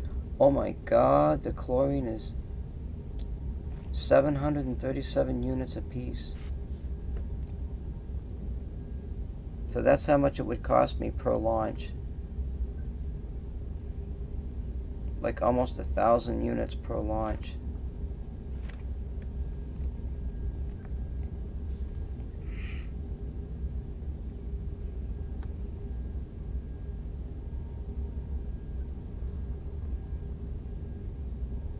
Fuck.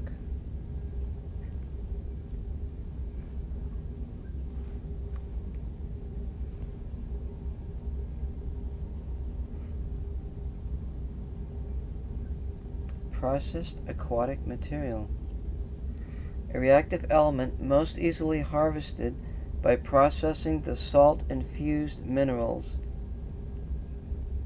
found in oceans.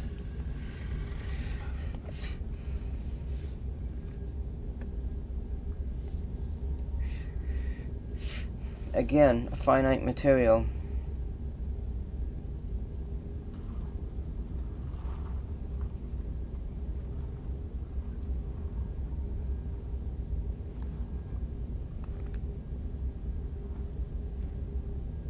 Fuck. That shit's expensive.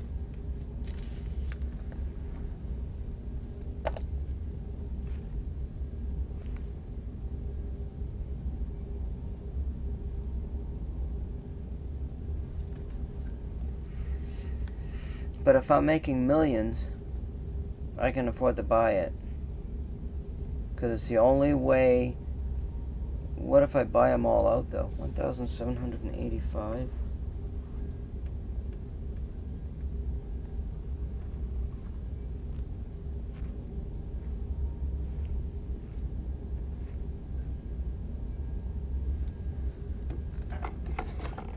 sucks. Fuck, everything sucks. No, I'm just kidding.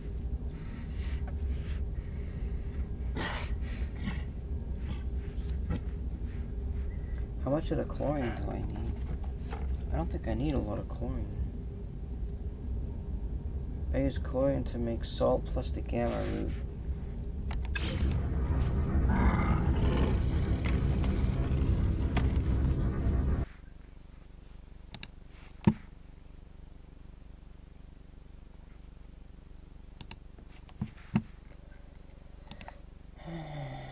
Chlorine. 1 salt is 1 uranium. So it's 1 salt per launch.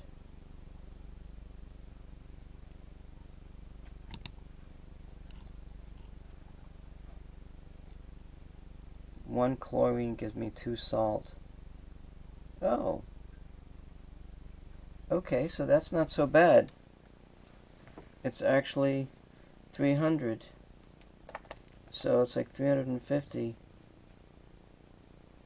1 Cl equals 2 salt equals 2 launches. So that's only like 350 units per launch.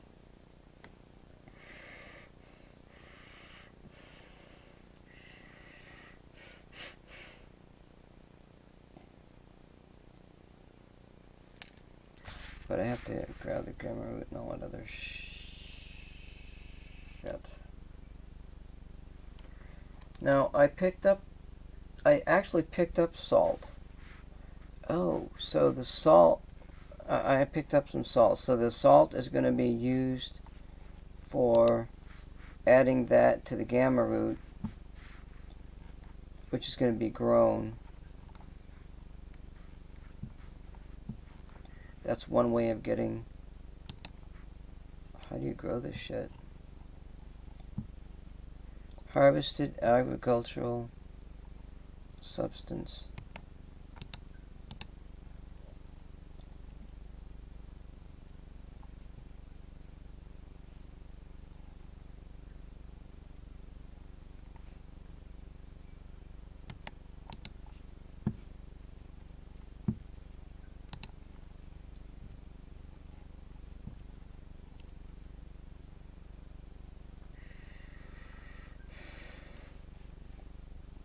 Biodomes and freedoms with the assistance of a farmer.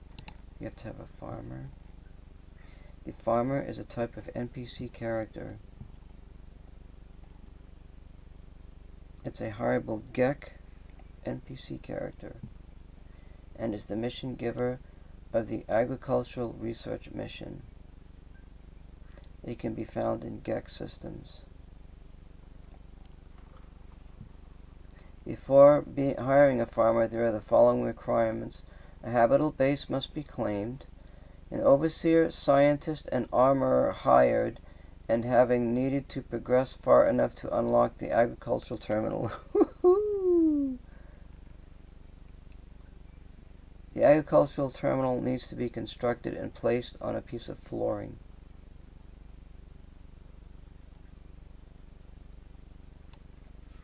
That's to get the gamma root. Fuck, where was I?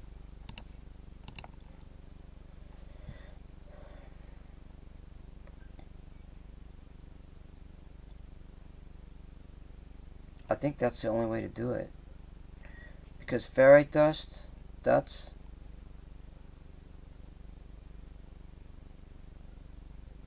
You know, I gotta grow this stuff in the long run. I think you can do it on a... It says you can do it on a freighter. It can also be grown as crops in biodomes and freighters.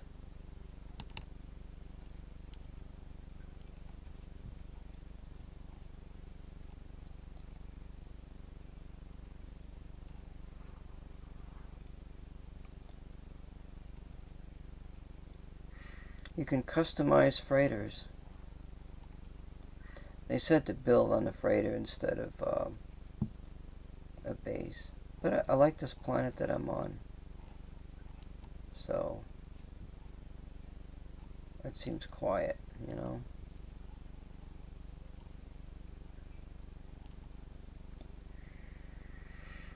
Freighters range from 8 million to 150 to 500 million. 88 class S to whatever the fuck. Since next, the first freighter saved from pirates is offered for the player for free. They said to decline the first ones or something.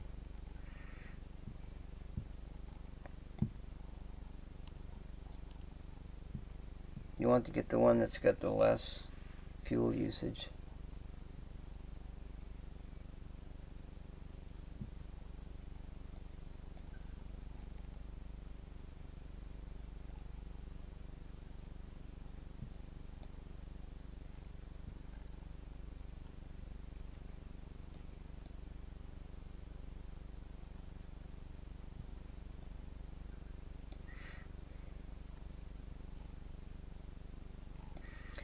Certain items, such as specialists, are unique and must be built on either the planetary base or the freighter base. For example, if a weapon specialist exists in your planetary base, one cannot be added to your freighter base.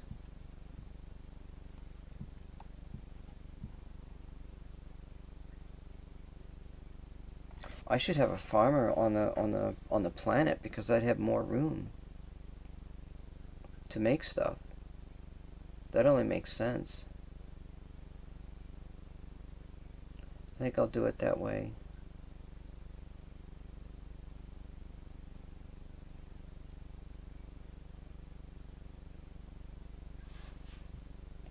If you're planning to trade in your freighter, you can delete the large room and all the hallways except the one leading from the docking bay to the bridge. This will net you several thousand silver and some ferrite dust and so on and so forth.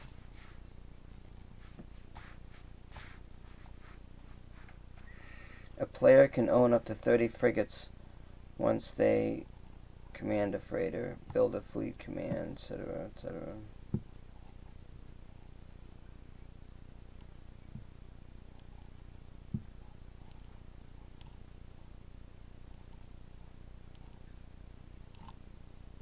I don't want to get into too much of the. I think we start out with how do I get? I have to go to a GEC system.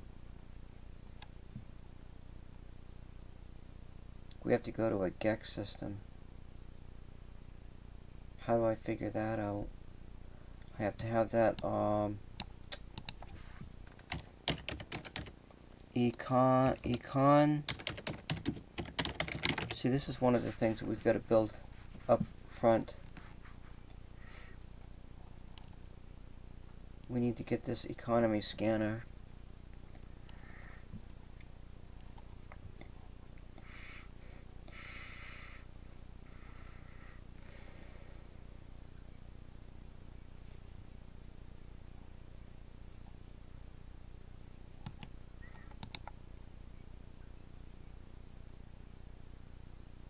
That's 2,000. That's 50,000.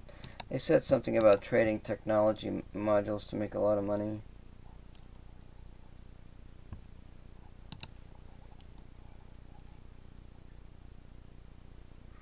Oh, we can make those. Chromatic metal and carbon nanotubes. We can make those.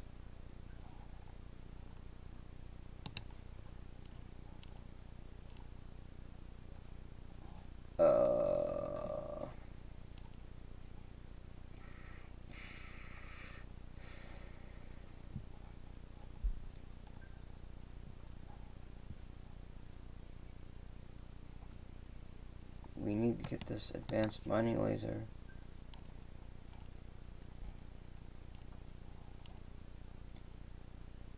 Can be purchased.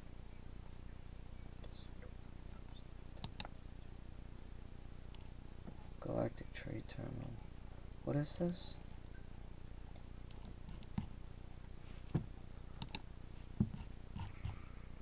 Technology modules. This is to build that economy scanner. God damn. I need how many?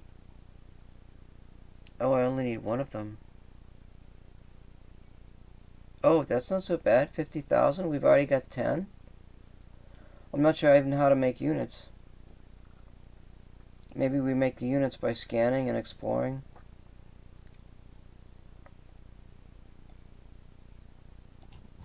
Let's look at units.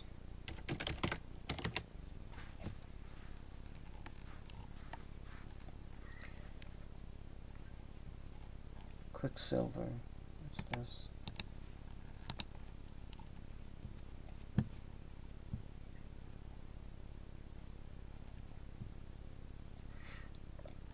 Community Research Week. I don't know what the fuck that is.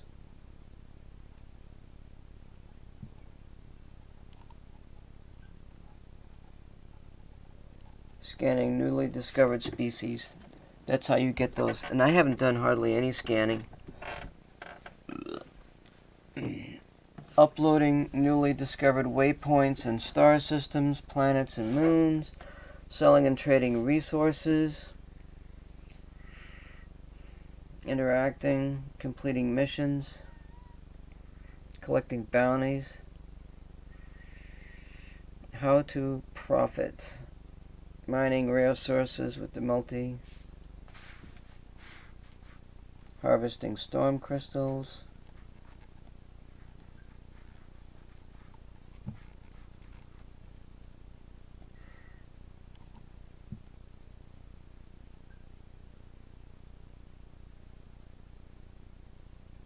It'd be nice to build an exocraft, I can see that.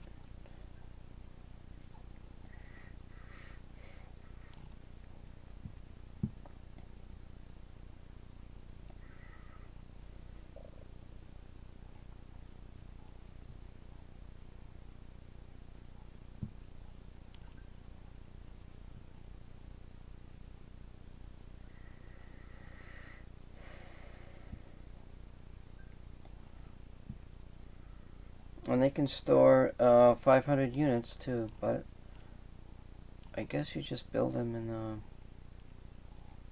this printer. After constructing an exocraft terminal, acquire exocraft by hiring a Viking technician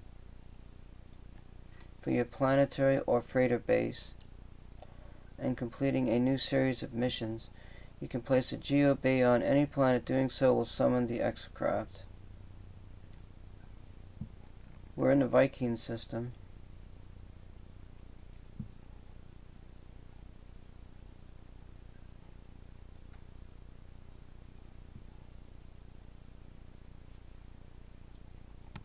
Salvage technology.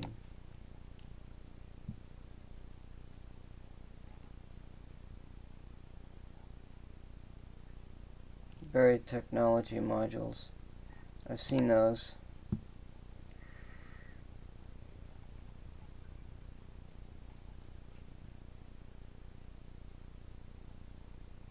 We have to get those modules. Technology, salvage technology modules.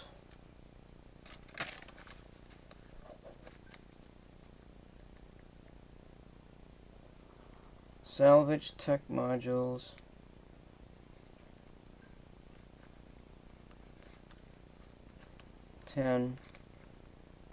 For to make get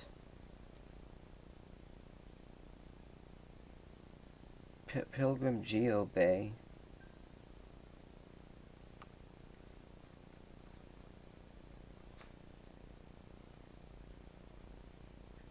For an exocraft.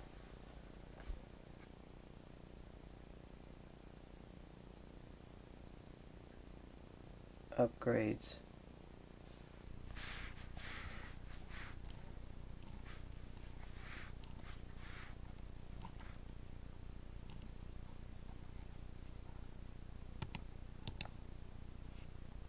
From the blueprint analyzer.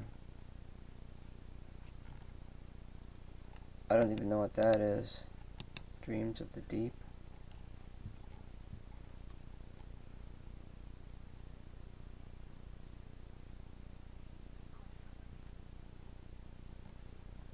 I don't care about that. GeoBay. Is placed outside the building area of a claimed habitable base.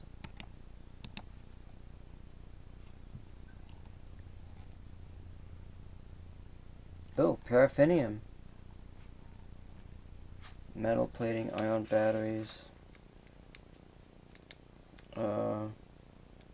Geo Bay. Metal plate. 5. Ion batteries. 4. Paraffin. 100.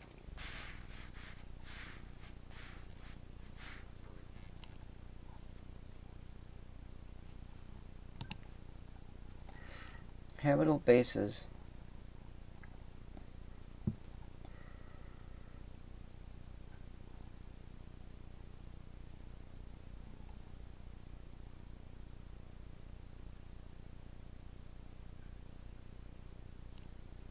A catalog of player bases can be found on a player base catalog.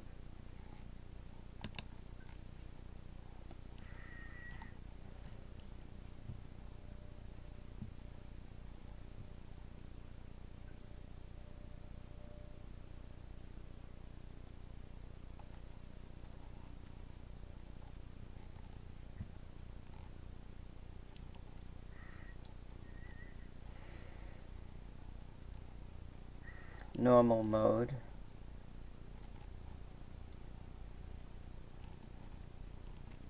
Normal mode. Survival mode. Permadeath mode. Wow, nobody's got any in permadeath mode. Unknown mode. PC bases. PS4 bases. PC bases. Normal mode. Caleb Galactic, Velka Home Furnishings, normal mode. Ascension.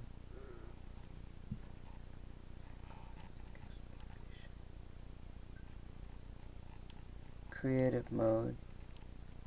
Creative survival.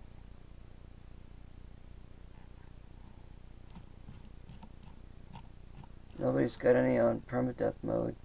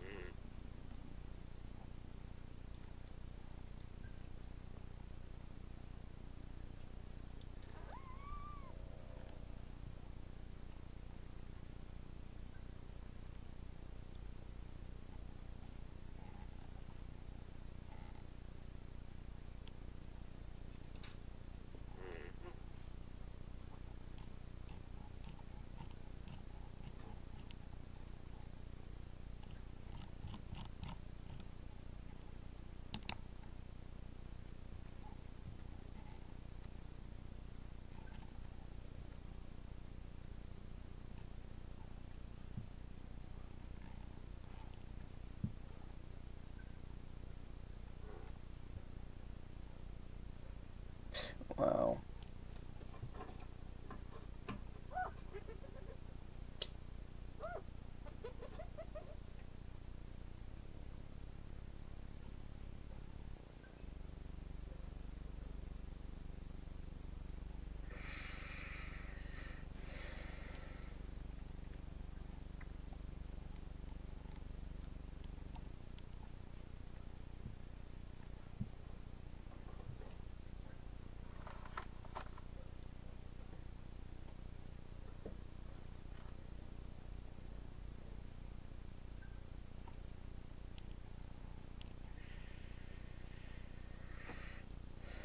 Peace bomb.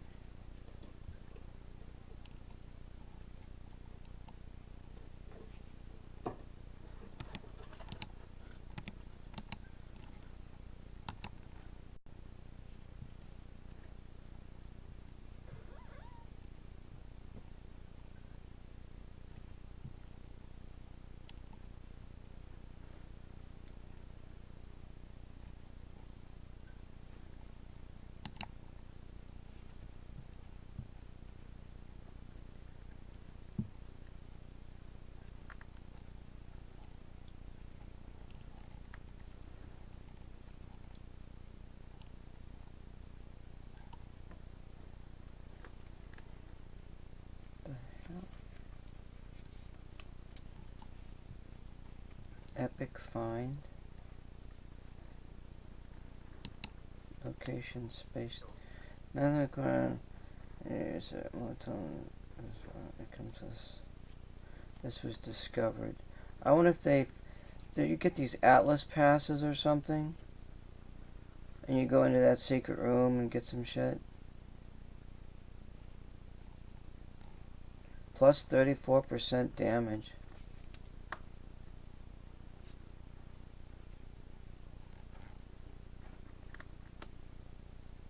Oh, it even tells you where it is. Oh, there's a portal to get to it too. Ooh, I found a secret.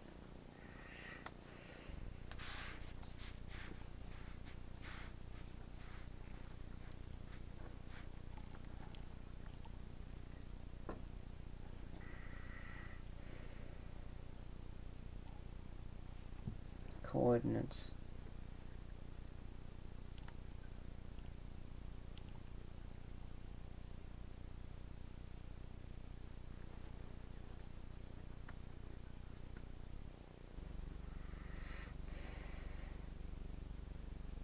Glyphs 2.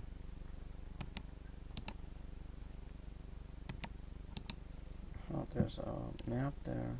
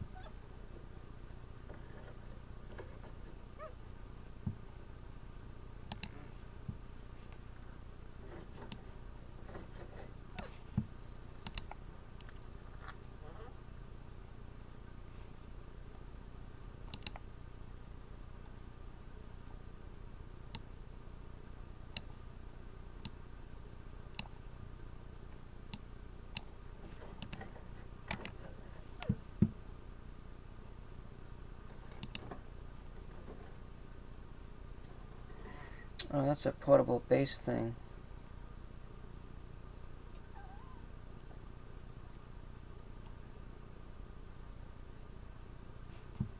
Magnetized ferrite. How do I make that? Copper.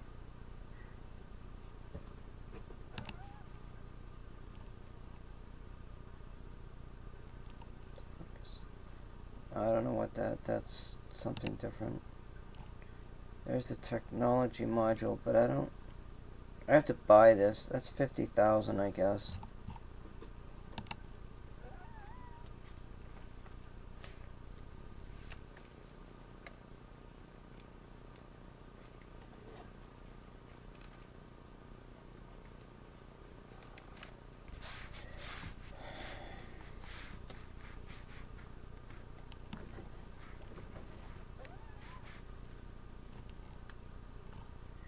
And this guy, I don't know where to get, is obtained from the armor.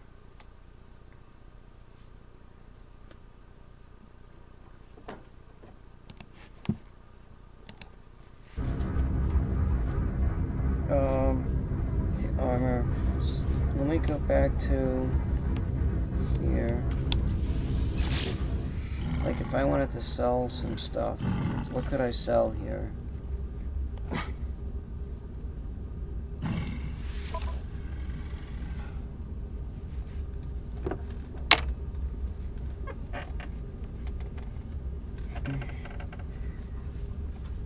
Oh my. Holy crap. 10 frost crystals? Gives me 3,000. I could get 6,000. Holy shit. I might even have enough to get that. Wow, that dihydrogen's really expensive. Holy shit. Yeah, they'd want that, wouldn't they? I could make some money on those selling those frost crystals.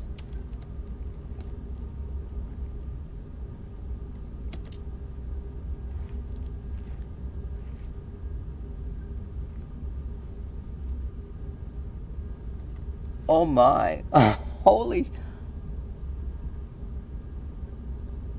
I got a bunch of copyright. 38. Is that on me and the ship? Oh my god, I can make some freaking money. Is my ship inventory available? Fuck. There's 38 copyright there. I've got 12 there. So wait a minute. I'm not using this for anything. I might have enough to get a technology module. That's 50 copyright. Carbon, there's some gold I could probably sell. Some silver. Maybe.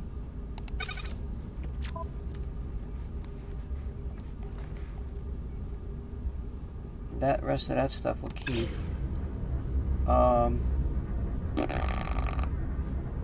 Holy shit.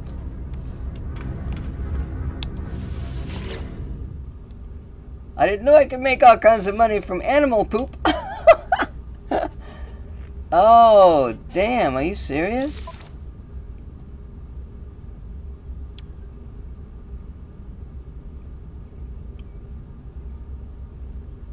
Ten of those is 3,000. That's 6,000 right there. That'll get me up to 15,000.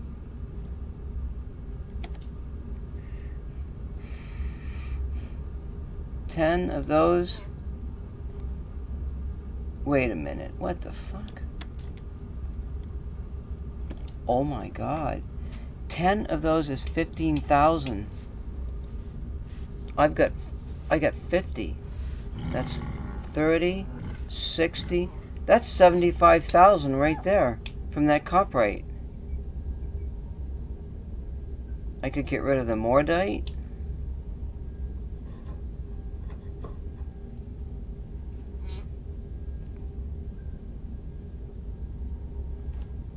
Oh, we gotta go befriend some animals. Holy shit.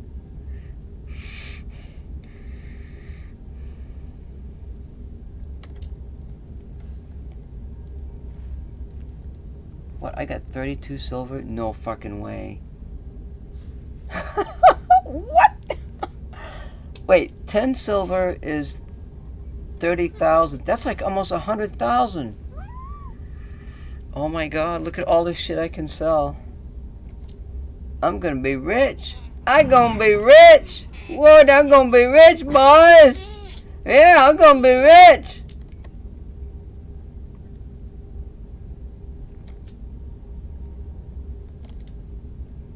Hot fucking damn. Let's sell the frost crystal. Well, let me look up frost crystal and copperite.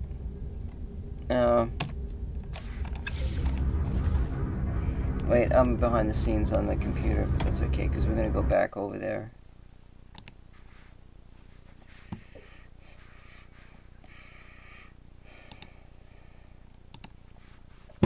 Alright, let's look up copyright and see what it's good for.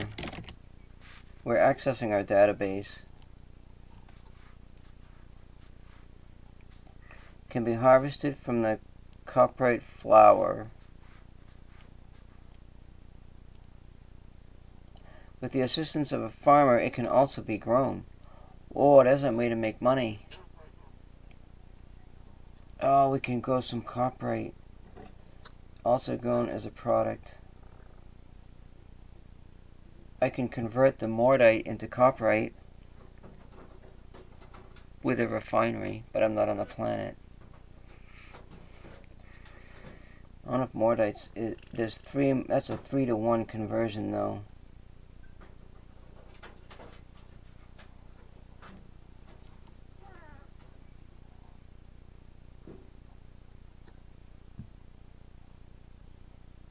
I don't know. I'm just gonna get rid of it. Fuck it. I got some more that I don't know where the hell that came from either. Let's go make some money.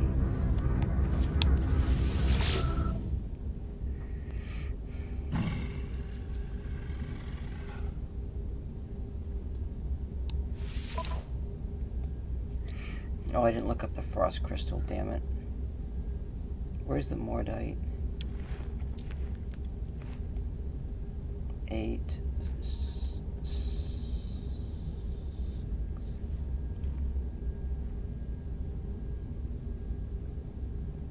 3 of those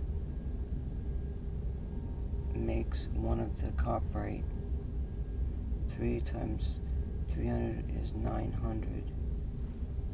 So if I convert the Mordite, collect Mordite and convert to copperite,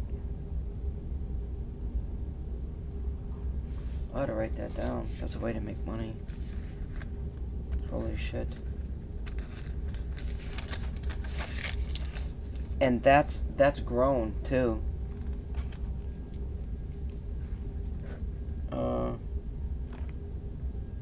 Mordite, copperite, grow, farm, copperite, and sell. And I can sell it up here. What the hell? Shit, 50 copperite? That's like 100,000 right there.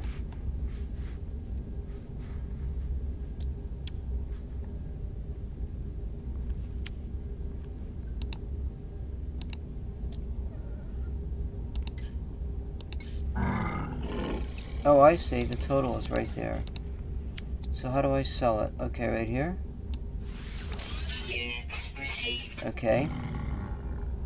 9709. Let's do the gold. 7 gold, that's like 7,000. Oh, look at that money go up. Wait, what the hell?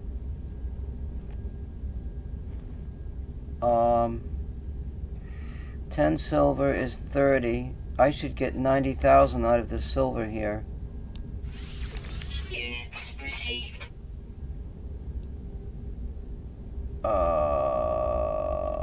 I'm not getting a lot of money. What the fuck?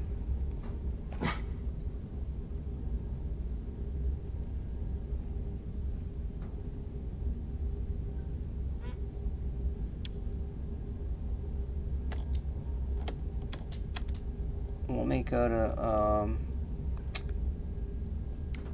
shit. Let me sell 1 of the copperite, I guess.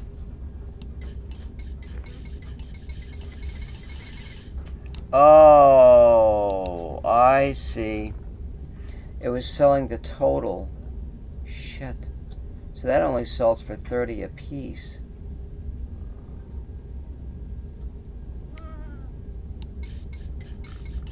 Well, it doesn't matter.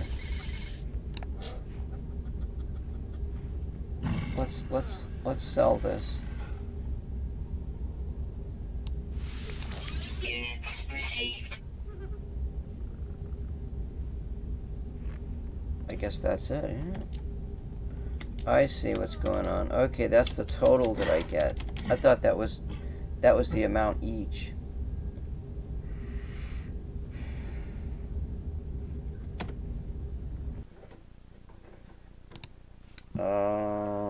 Frost crystal. Well, 1,500. I mean, 1,500. I'd have to do to get 15,000 would be 500. I'd have to grow a lot of copperite. Fuck.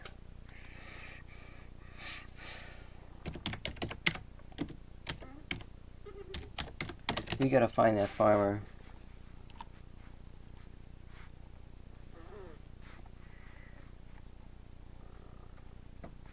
And that can also be grown.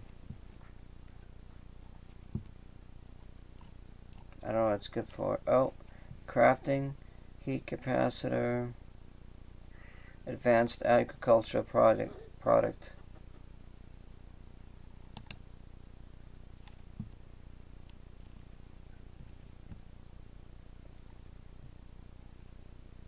Distribute heat.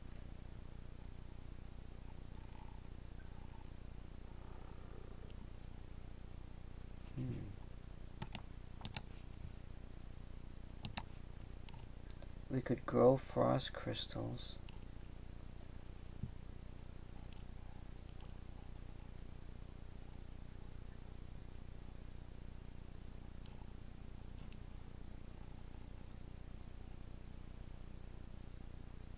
That can be harvested as well.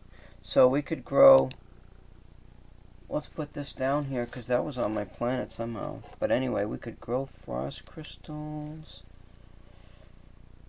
Grow frost crystals and selenium.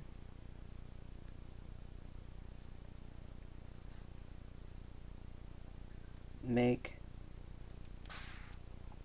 heat capacitors.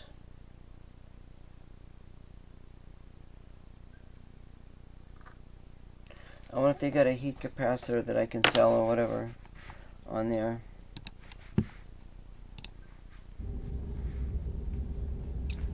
Let's see what else we got here. There's the technology module. That's what we need.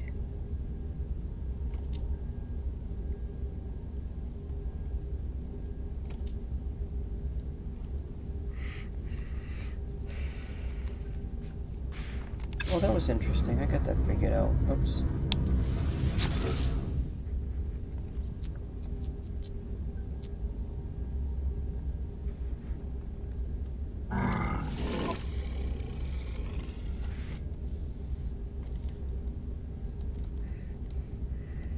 Buy for 400.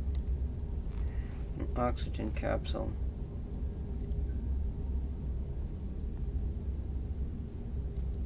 I'm thinking I want to buy a couple of those.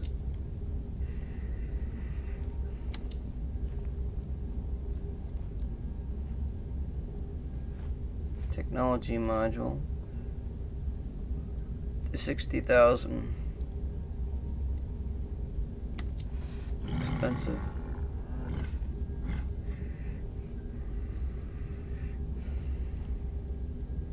One chlorine makes me 2 salt, but the salt has to go with the gamma root thing. We gotta find a farmer, and there's only a Gek farmer.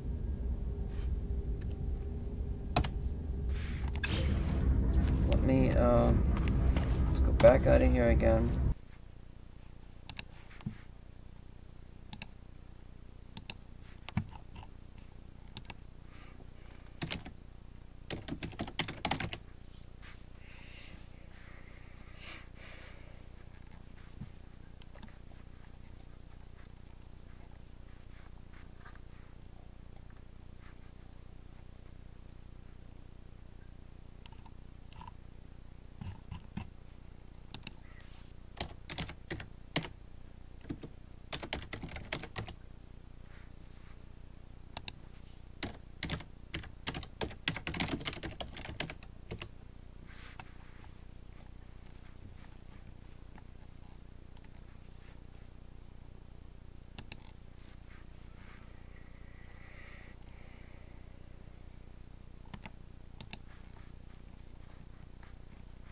I wonder if science is a research. We have to have an armor, a scientist, and an overseer hired, having needed progressed far enough to do this. So we'll have a ways to go. We gotta do that. So we're gonna do the scientist.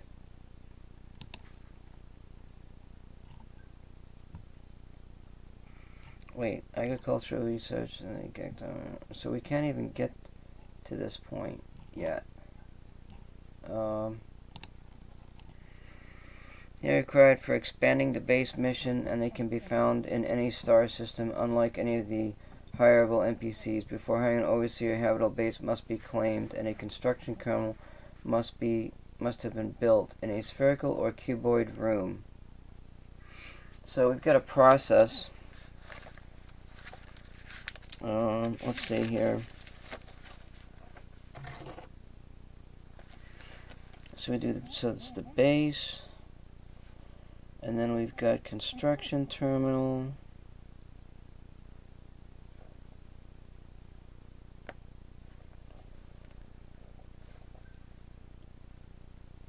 Hire overseer. I wonder how much that costs.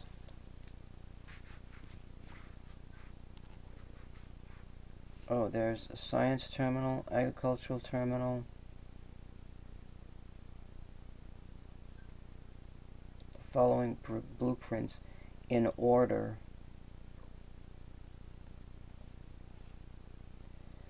Science actually given before the start. Current version of to get said blueprint, you must give the overseer X quantity of chromatic metal. Blah blah blah. That's copper. Blah blah blah blah blah. So, copper to overseer.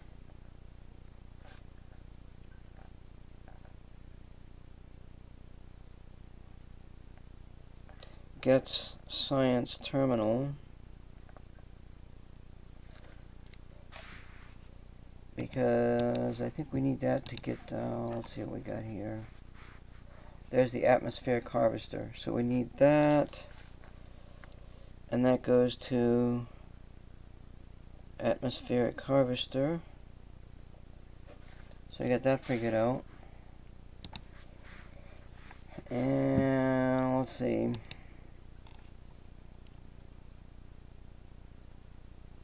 An agricultural terminal. I don't know exactly where that shows up, but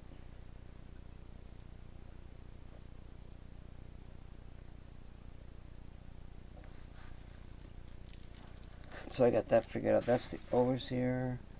I can take that off. Scientist is a hireable Corvax NPC. Oh, lovely. Alright, so do I need a scientist? Why do I need a scientist? I don't think I need a scientist.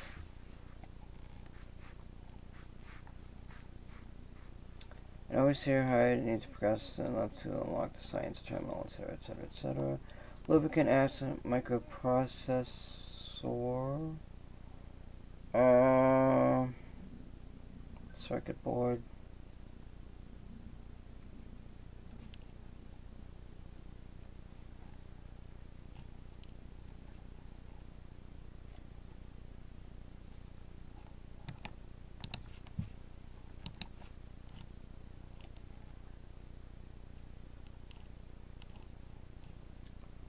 I gotta look something up here.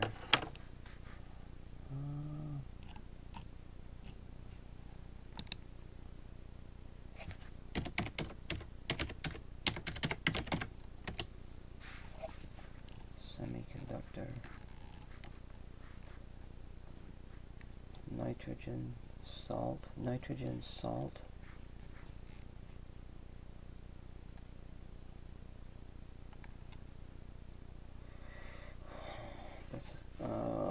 Semiconductor can be blah blah blah blah. Crafting items contain semiconductor is this.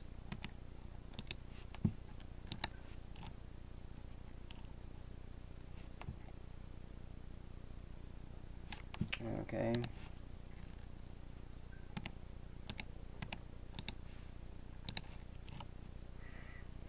Sulfurine. And we're gonna need that sulfurine, I guess. I wonder if I can manufacture this. I can get it from nitrogen.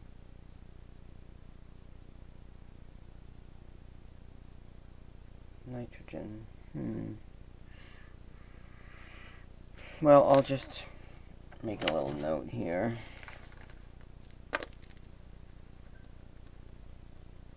Nitrogen for semiconductors.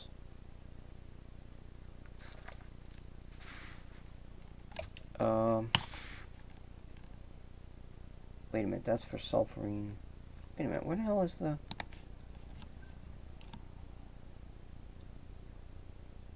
Wow. That's a lot of nitrogen. Arr. Atmospheric harvesters. Lush planets. Okay. Okay, well.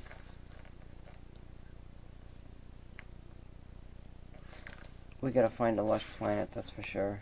Definitely. So I could probably get rid of this.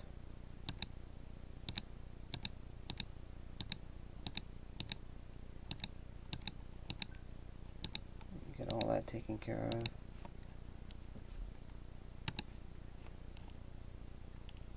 And this guy, it just says sulfurine.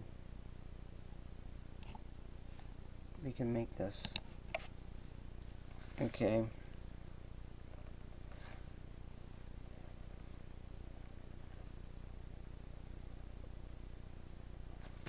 Is that true? Wait a minute. This is thermic condensate. Sulfurine. Ah, I see. Okay, sulfurine to thermic condensate. God, where do they come up with all these terms? And the sulfurine, again, we can get that from the processor. Alright, I like it. I think it's going to work.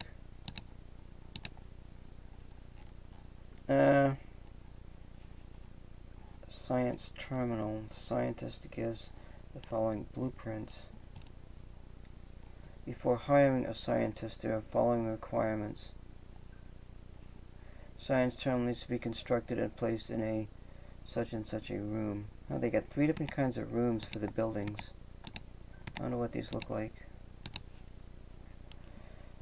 Oh, this looks a lot like, you know, I was thinking about this. This is, looks just like frickin' Subnautica. God, I don't know if I can, I don't want to build these round ones. I don't think that would be as efficient. I don't even think it matters.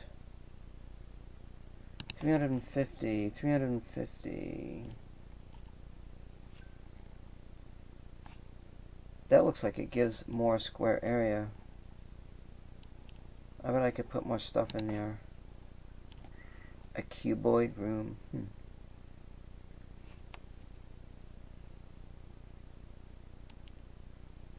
200 units.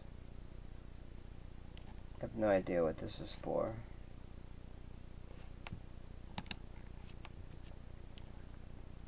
Ooh, I like the windows. Oh, look at the cobalt, huh? Glass and cobalt. Can I grow this stuff?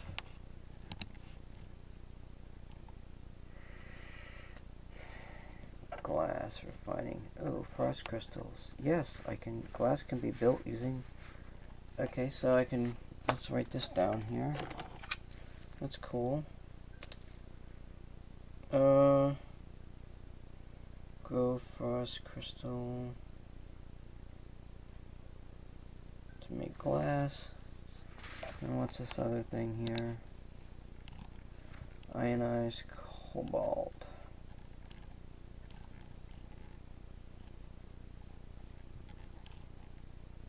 I don't know. I'll figure it out later.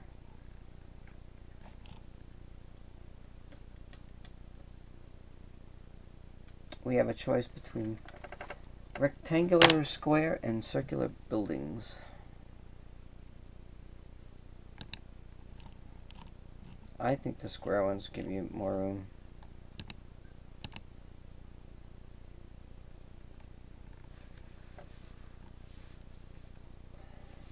Once you're hired to progress, unlock the science terminal.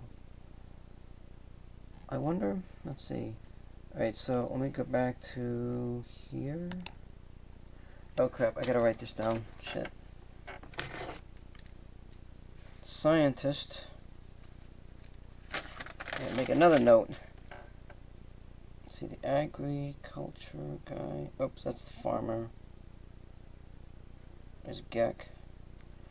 And the scientist is Kovacs. Oh god, we gotta go to these systems.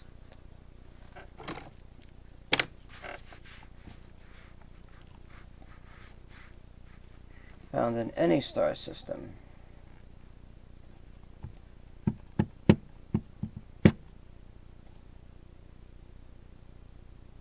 Star system.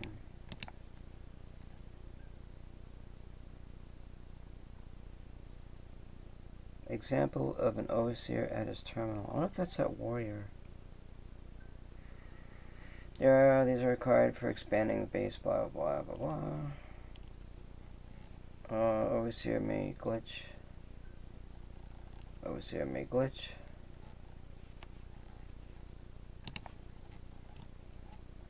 Procedurally generated systems are the seed of all planets and worlds in the game. Oh, they even have Spectral class? Are you kidding?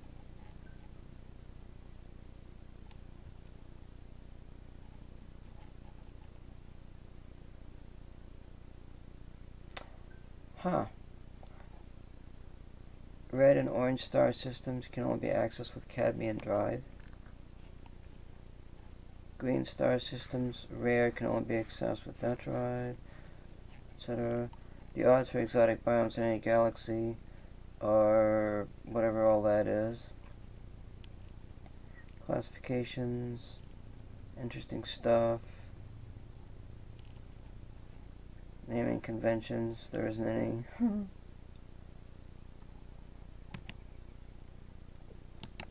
Known star systems.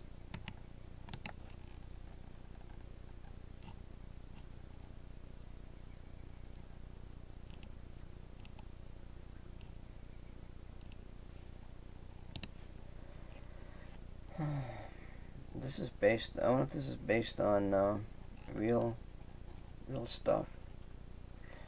All stars, etc., etc.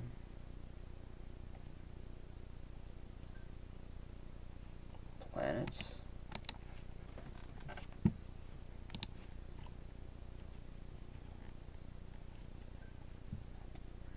Biome influences the flora. Okay, well, we were looking for a lush planet. Weather influences the intensity of the environment.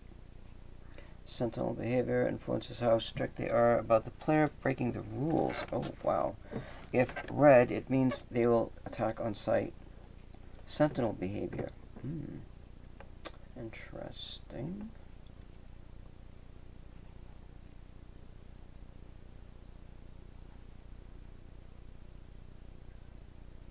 Flora and fauna. What's the difference here again? Plant life.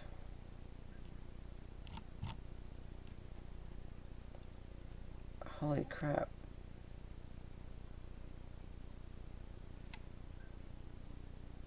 Does this stuff grow?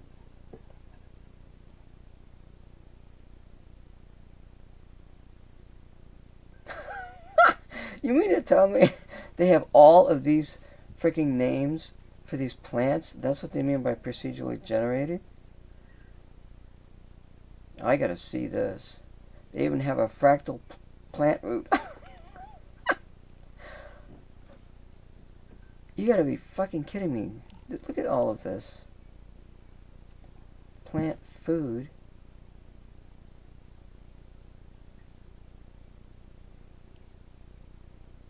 This stuff is not finite. Plant food, weird. Plant notes. Oh my god. I don't even want to look at this. This is too much of a spoiler. Holy shit. Fauna. Oh, these are animal life?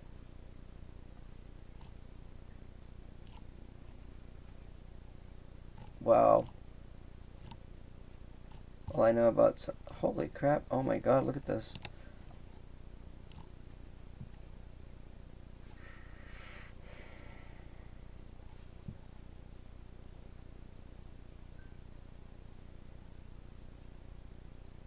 The Galactic Hub Project. Oh, blah, blah, blah, blah, blah. Generally referred to as Galactic Hub, etc., etc., etc.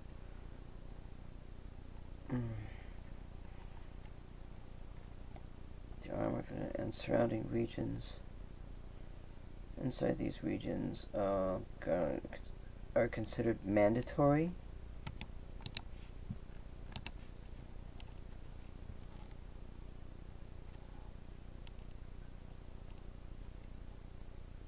Okay, well, it's just getting a little bit off tangent here.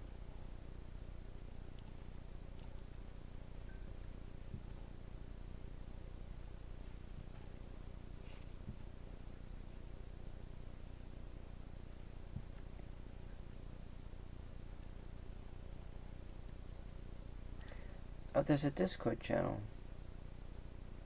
Well, hello.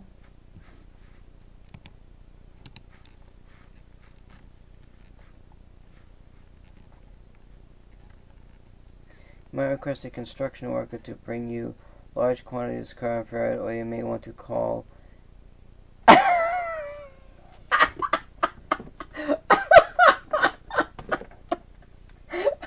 Oh my freaking god.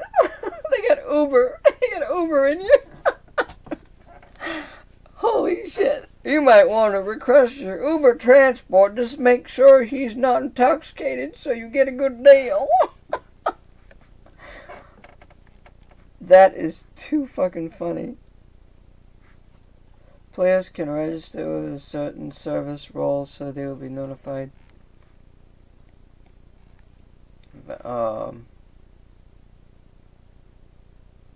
This is the community extends beyond the in-game multiplayer elements. Our community has created over 500 wiki pages, 10,000 plus subreddit subscribers, variety of resources, blah blah blah blah blah blah blah blah blah blah blah blah. Use a specific convention naming solar systems. These guidelines require that solar systems. Oh, that's interesting because then that way, I don't know. Strange. I wonder how this all works.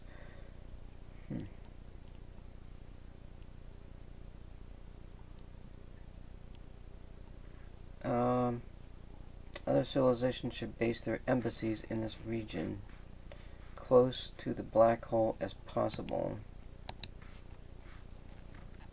I wonder if these are like player-made map of the galactic hubs. User Reddit. Navigating to and living in the galactic hub.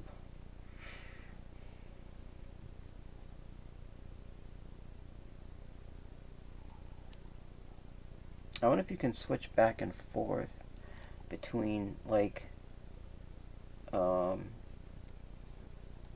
can help players reach the galactic hub. I should bookmark that, I guess. I don't know exactly what that's all about.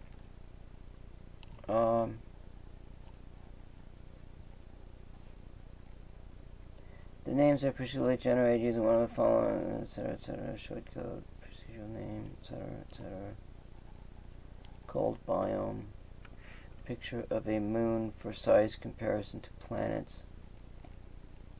Oh, the planets have moons. Oh, that's pretty cool. Small ring planet, medium-sized planet, a large planet. Oh, they even have different sized planets. Oh my god.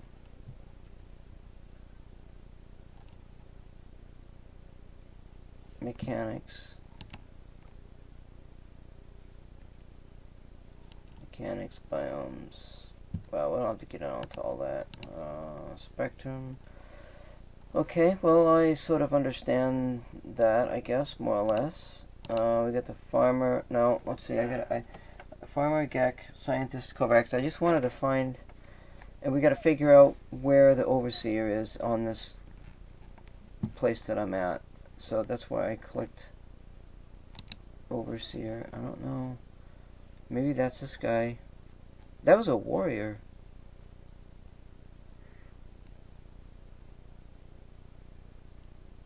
Before hiring an overseer, a habitable base must be claimed.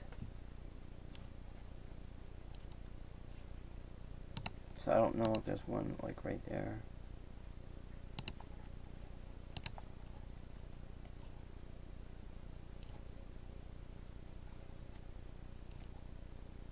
Oh my god, what is this here? No Man's Sky Galactic Hub Project. Well, let's just keep that there. Now see, there's this thing again.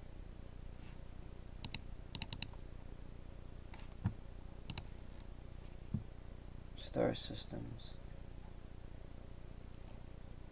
Where the hell is, it doesn't say anything about the Gex system. Here we go.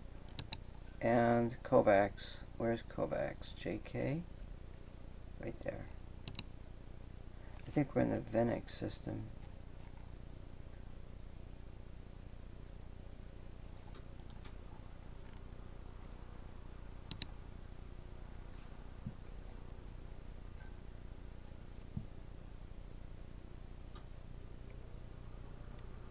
Euclid. I don't know what Euclid. Euclid Galaxy.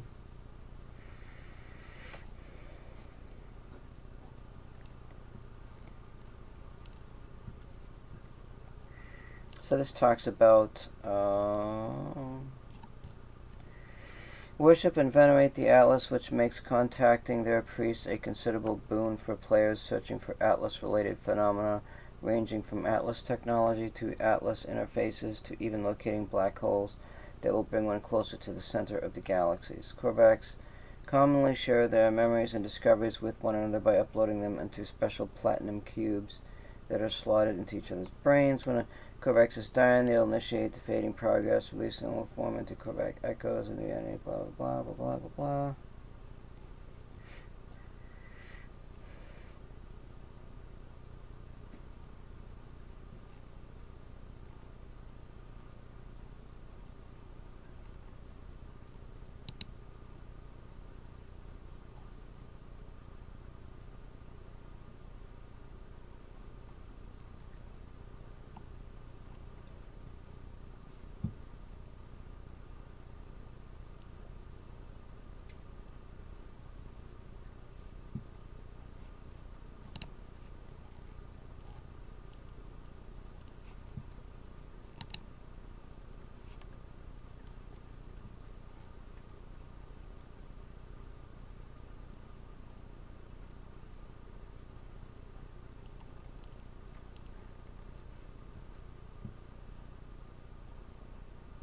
Noxious Winseptium, Pyrite Copper,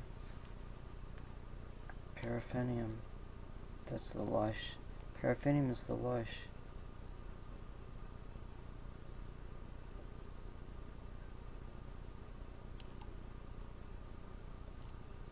But I don't know. That's a system here. And I just jumped that Korvax system. Category. Discussion.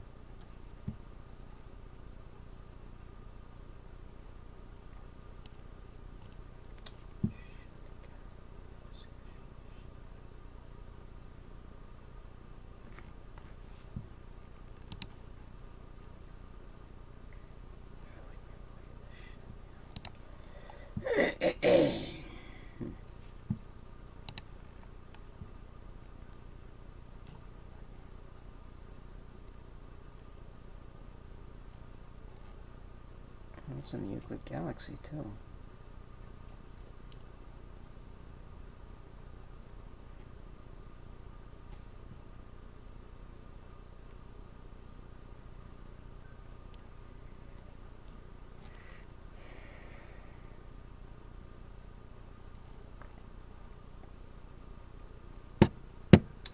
Fuck, I got lost. Let me look up Korvax again.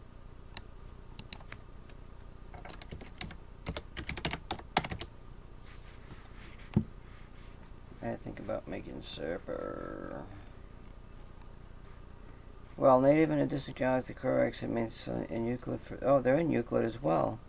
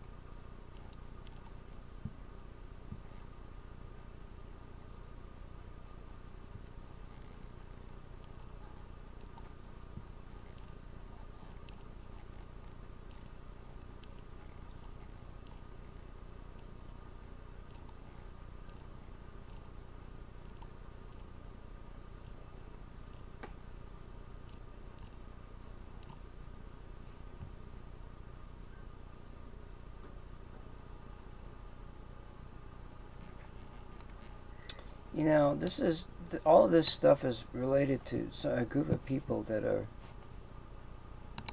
when this game came came out or something. Euclid is the first galaxy in the No Man's Sky universe. Okay.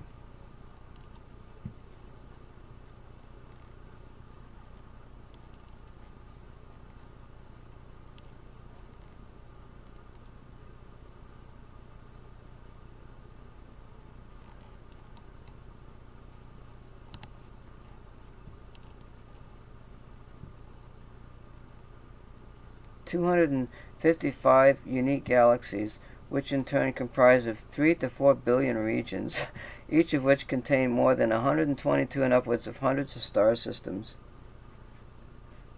and usually a single space station. Players start in Galaxy 1, Euclid, and travel through galaxies in order by reaching the galaxy's center, or jump several by finishing the New Beginnings primary mission. After the player leaves Galaxy 255, they return to the galaxy of origin again. There are several methods of moving to a different galaxy, and various hazards and damages will occur. Empty, referred to in-game, ancestral, frozen, exhausted, or silent. Harsh. Burning, raging, relentless. Lush.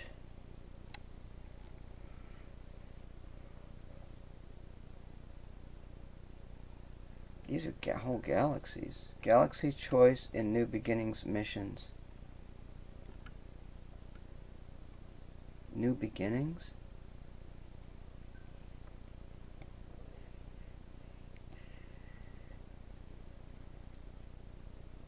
We'd have to go with Lush.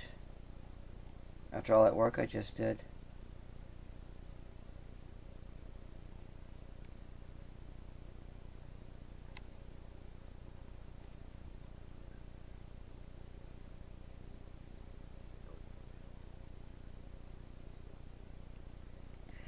The majority of galaxies belong to this type, a total of 178. A total of 25 Lush galaxies. So what we would do is we would start with a Lush galaxy, and then we'd have to work our way to this other stuff. Biome probabilities. When existing in a galaxy, the probabilities of discovering various planet biomes are as follows, because we want Lush. 4. Naming conventions, God. Galaxies 1 to 50.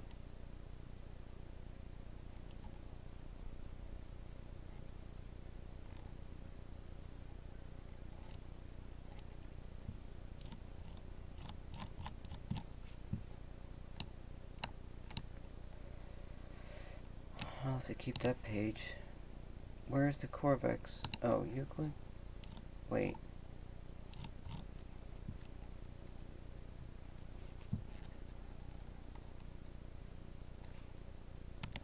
What's the fade? Spawn on a randomly chosen planet within this galaxy.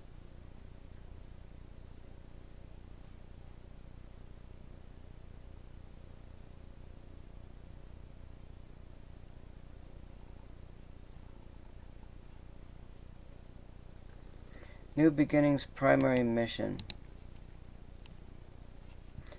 Based on studies done by the Forgotten Colonies, Euclid Galaxy follows a symmetrical build. Its length and width and body, etc., and reachable till they fade out. The anomalies were referred to as the fade. The galaxy is circular, 4 non-rotating spirals, etc. Euclid is definitely not a sphere. It is built after rules blah blah blah blah blah blah blah to the glyph blah blah blah blah blah blah blah. The closest documented star at the center of the galaxy is Taco. In the arm of... We're not going to go to the center. That's for sure. Delta Minoris? Are you fucking shitting me? The Fade is the shell of all galaxies. The Fade is dissolution of reality before the Great Void.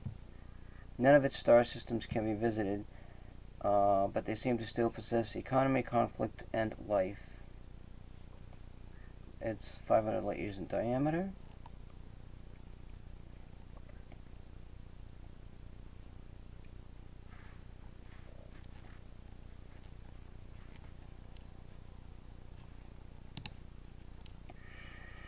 The previous mission concluded with the player's decision to reset the simulation, but the players still need to choose in which type of galaxy they want to start again. I accepted the guidance of the Atlas. What choice did I have?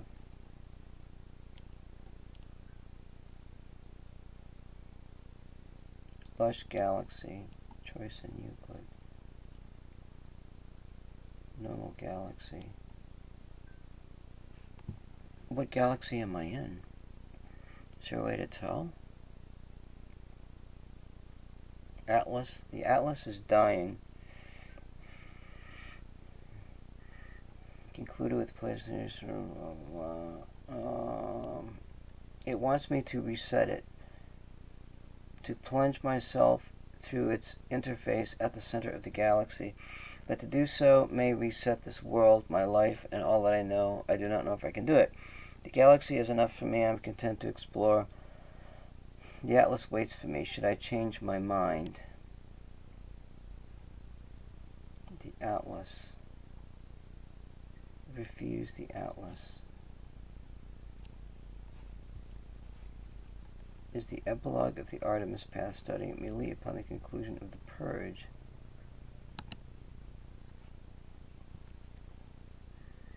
See storyline Atlas. Atlas Rises. One of the storylines, also known as Artemis Path, involves a player character uncovering the mysteries of Artemis and the Fourth Race, as well as the true nature of Atlas, the portals, and the universe as a game as a whole. The Walking Titan ARG suite was a prequel to the storyline. The other storyline is Atlas Path, in which the player visits Atlas interfaces and crafts Atlas seeds. Now, there was something about I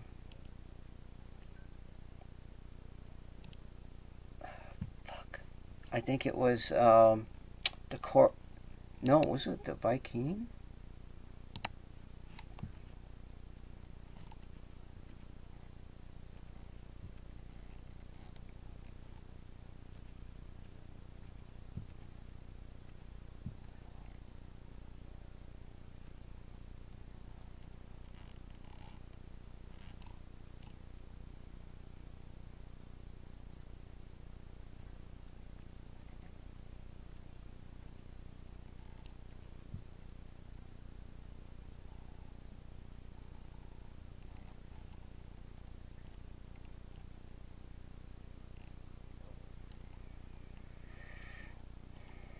It said something about let me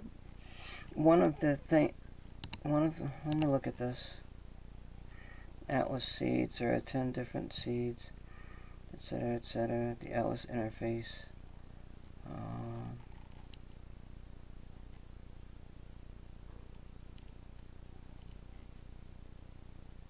To complete the Atlas path, you will require the following resources. Additionally, you need to craft a cadmium drive, an emerald drive, an indium drive in order to collect all the stuff.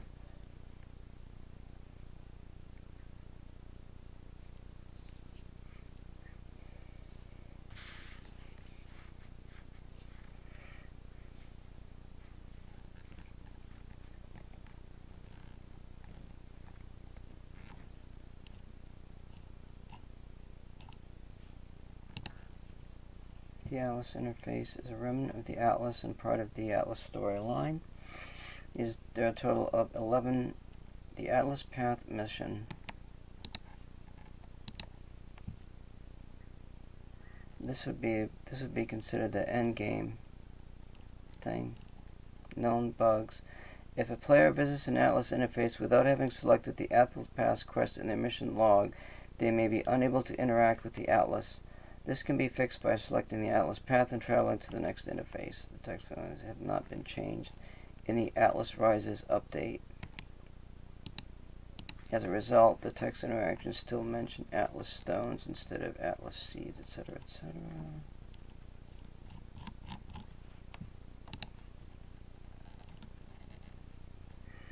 Is one of the Stu story in No Man's Sky. The missions tasked to play with the Atlas interface current seed. Transition from Awakenings. The player begins the Atlas path immediately after the end of Awakenings. That's what I'm doing now. But the mission has no objective at first. The player is only able to begin the mission in earnest by visiting a space anomaly and asking Nada to point the player toward an Atlas station, or accidentally warping into a system with an Atlas station. Regardless of which mission is used, the mission will task the player with visiting an Atlas station once the player discovers its location.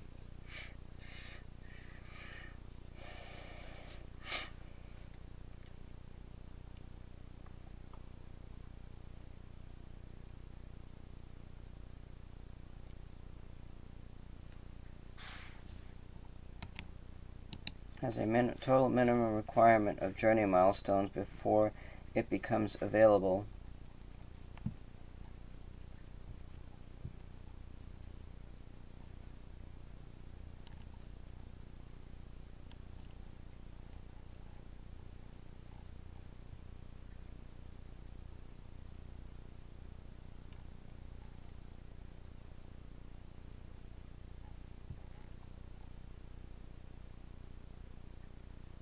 So you can do the black hole mission, whatever. In order to progress through the Atlas path, require the blueprints necessary. The player need to achieve the following milestones. Journey milestones. First step, setting out, drifter, ambulatory, on foot exploit. What?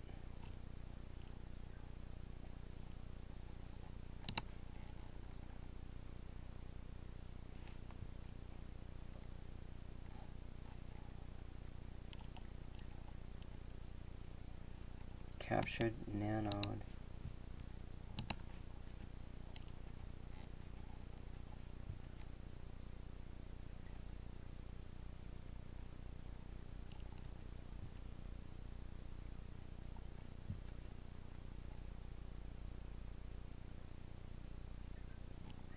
Milestone Pathfinder or above is required.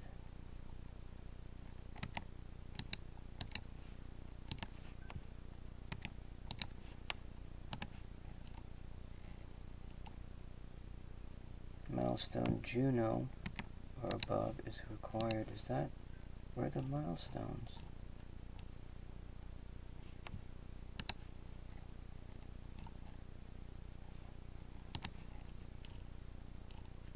Juno, Pathfinder, Alien Encounters, Words,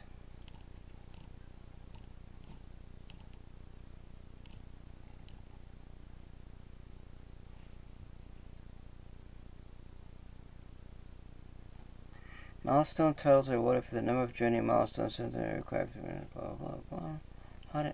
Total number. How do you get the number?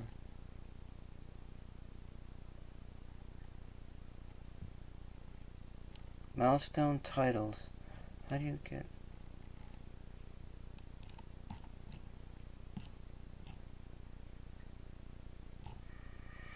How do you get a milestone title?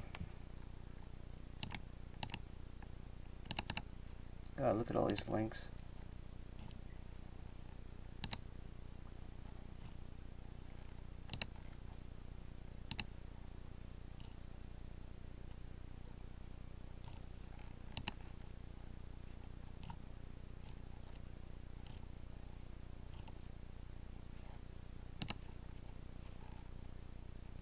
Let's look that up, I guess. Milestone title. Milestone titles award for the number of journey milestones completed. Oh, wait, what?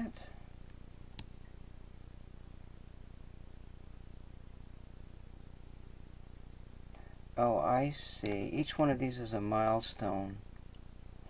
Oh, okay, so I've completed 4. I could complete 1, 2, 3, 4, 5, 6, 7. Symphony for a Lost, what is that?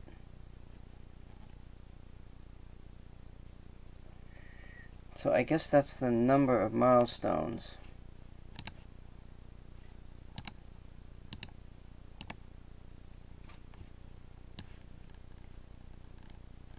Wait, there's a bunch of stuff there, it's not listed.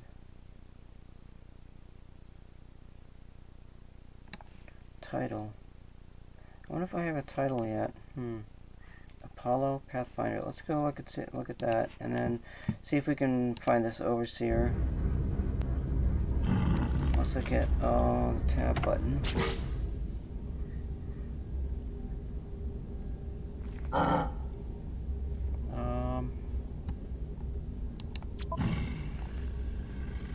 don't know. I don't think there's anything in there.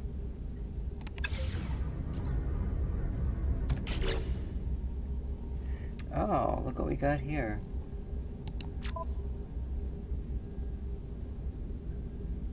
Oh, I didn't see all of this. Let me go back into the thing here. You can see what I'm looking at here.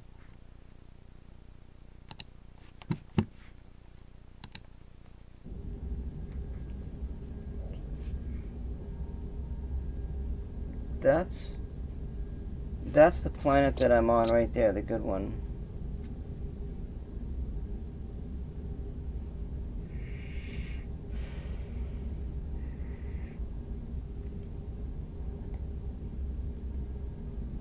View all information gathered on this planet.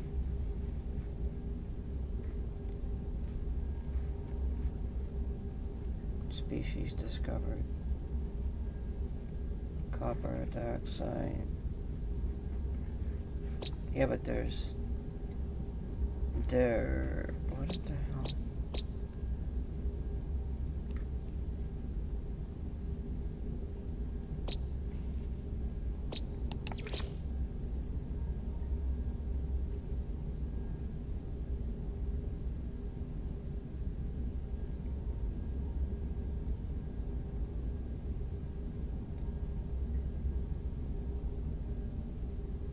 That's the other planet right there. That's got paraffinium on it. I ain't gonna be going there though. I'm gonna find that other one. That's my planet there. Low Sentinels. Limited.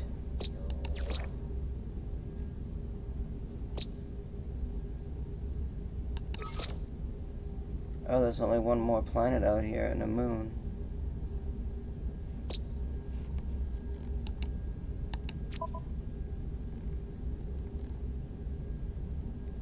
Oh, I've got 5 milestones. I'm a Pathfinder.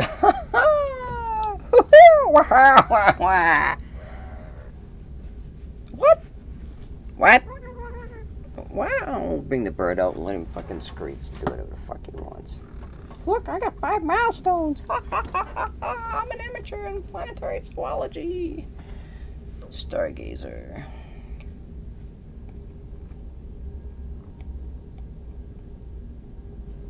Life forms.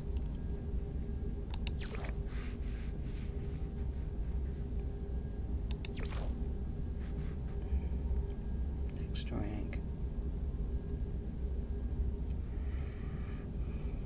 Next rank. Neutral. Unstudied.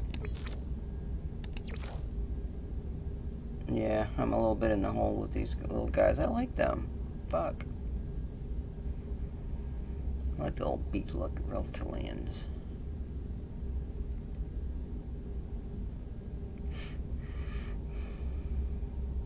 So I've got to do these milestones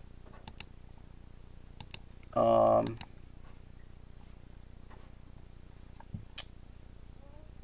Atlas. The optimum to continue the mission has a minimum total mission before it is available.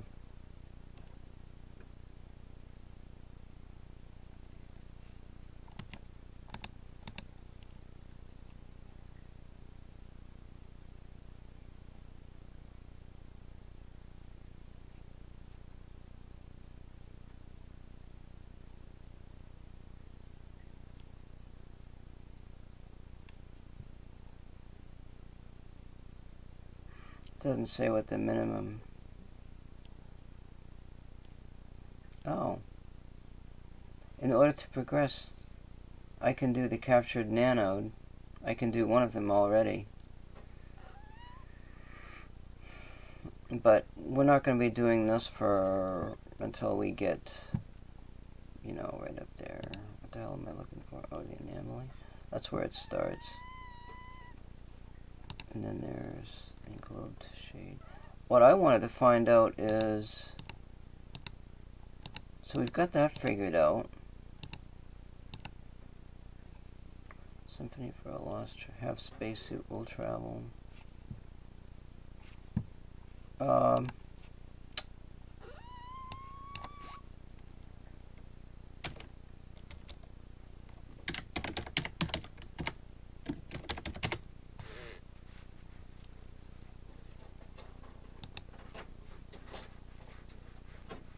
Wait, let me go back. Fuck.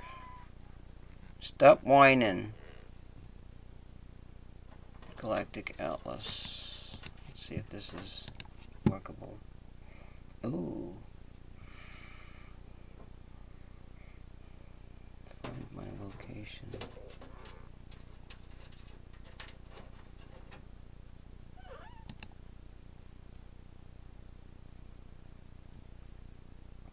Use the glyphs to enter your address or type it below.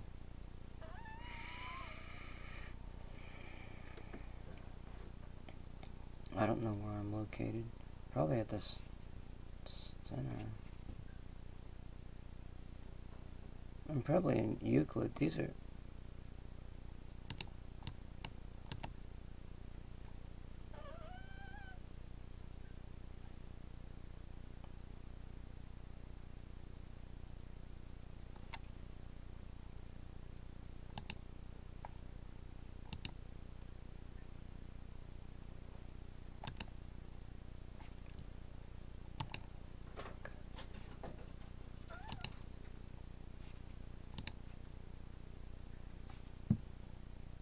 Oh, this is the Euclid Galaxy. Whoa.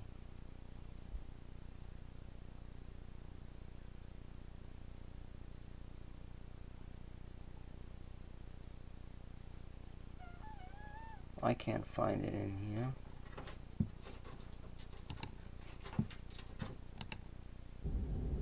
Get off the cage. Fuck it, I'm just not gonna bother with talking to him. Ah, there's guilds. There's an Explorers Guild.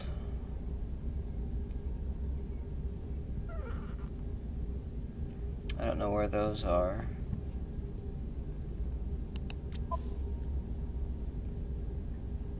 Oh, there's a guide. Oh, there's a guide. Look at that.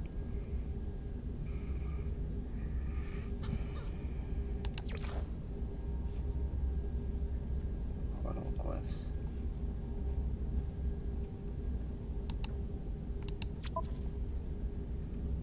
Pawn to go. That's my planet. Connecting to online discovery services.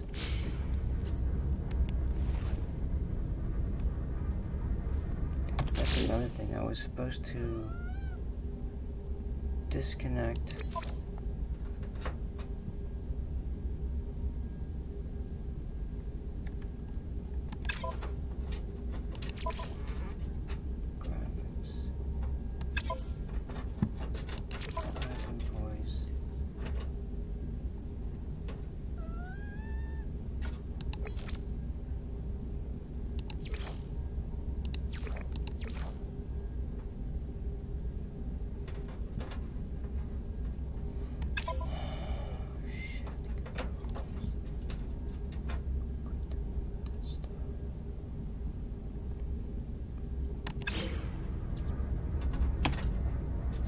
gotta turn that off.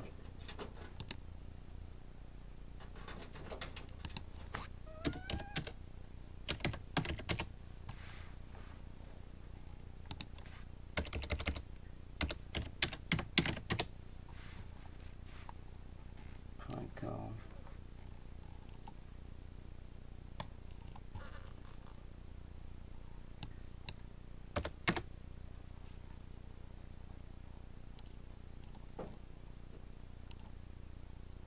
I don't know.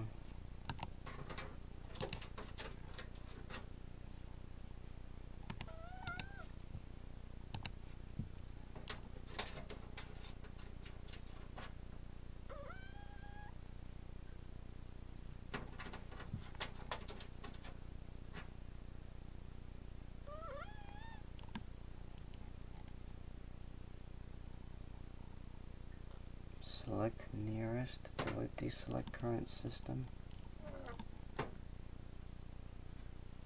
Let's try something else. Fuck. Let's try something else here. I mean, I don't know. I don't know where this overseer is. We're supposed to find this overseer. I don't know if that's the guy. Oh, actually, this is the location here.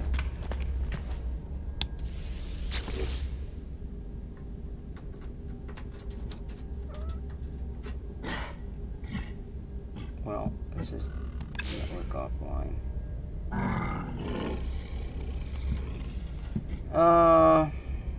It's a guy I didn't talk to yet.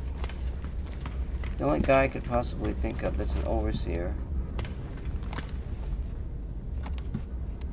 It's not here.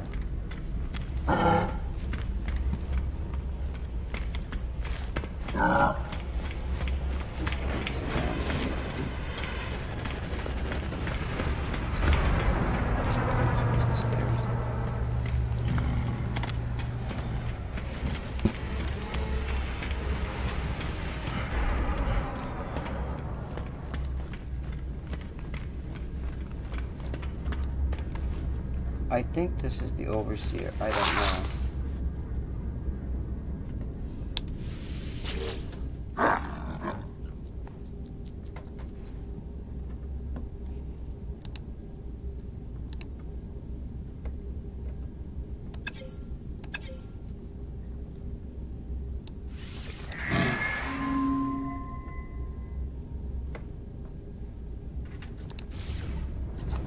Maybe what I've got to do is I've got to do the base thing because it's not, the option's not there.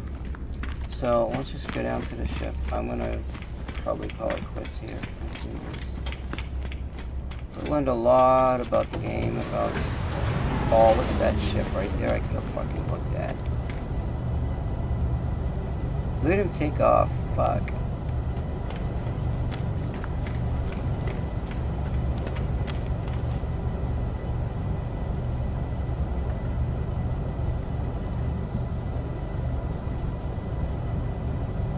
The ships out there. Damn, that's pretty amazing. I'll see if I can get access to it. It won't let me. I have to be out there. God damn. Do I have launch capability? Do I have to use that?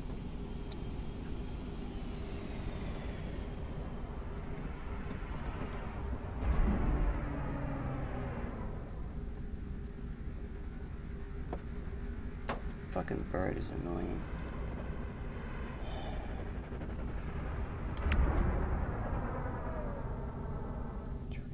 I got fucking tritium.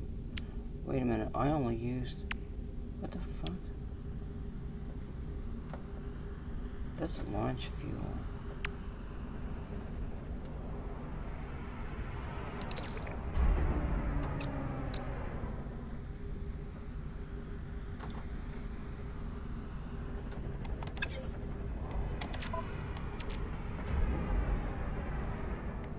I've got, holy crap, I got 140.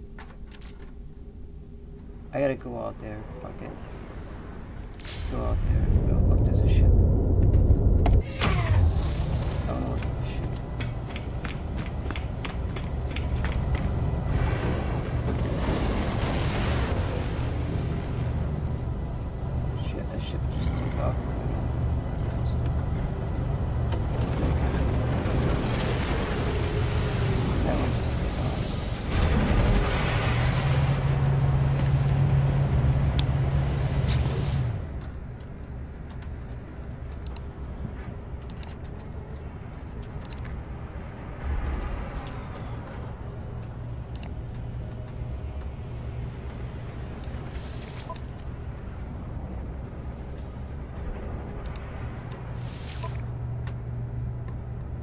1 million.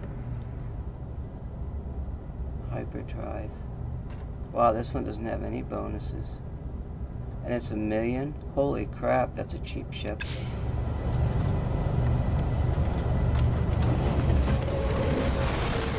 Well, we're gonna go in here.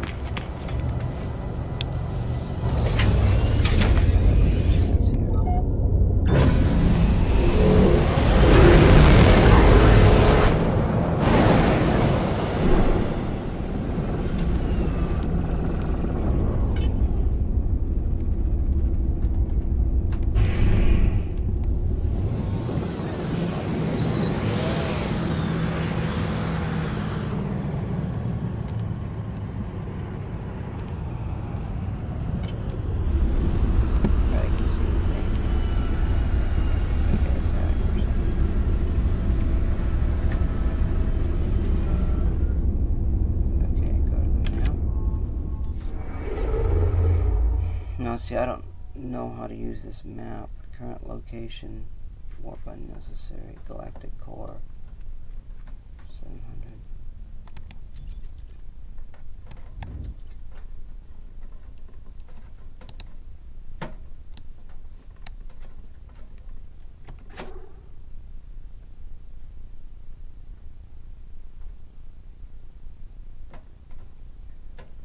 I'm gonna have to watch a video on how to use this map because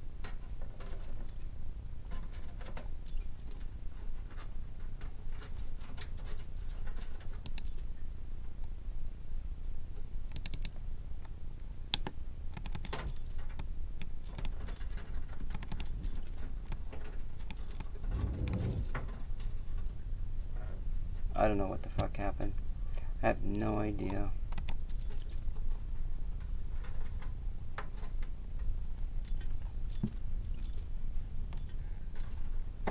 These are all different star systems. I don't care about the star system. I just want to look at the damn planets.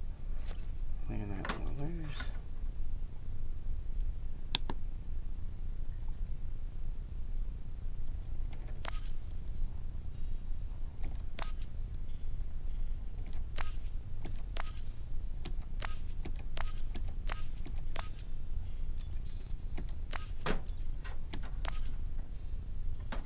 Galactic Center.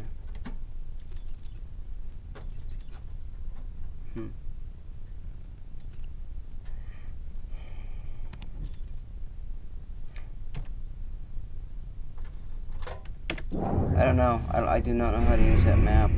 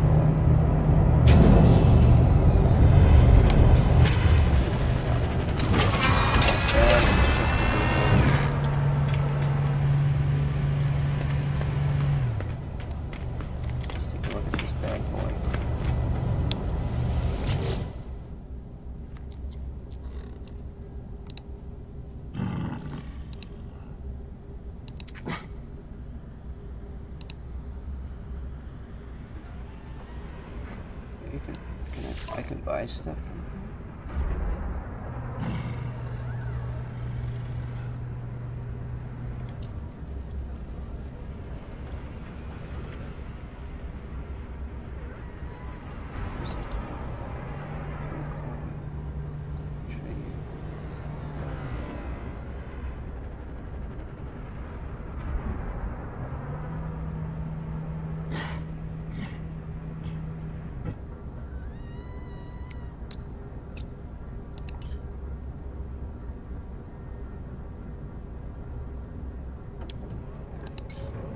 Tritium would be 110 was that would be 100 tritium would be 700. Jeez, that's cheap, isn't it?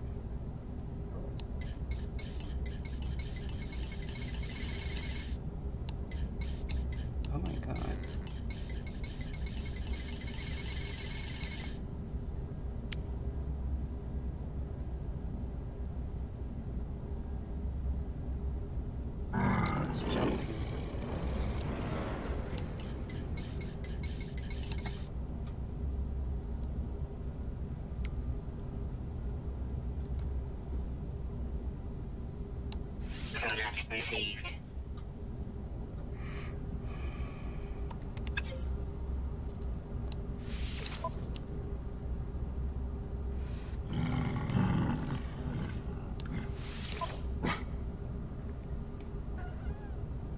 Wow. 10 million right there. Look at that, huh? This guy's got a ship.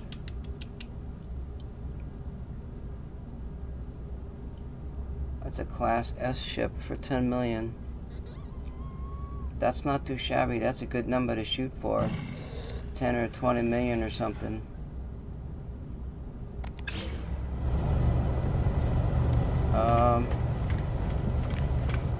So let me get in my ship again. Actually, well, actually, I don't have to because the restore point's already saved. I gotta make some supper.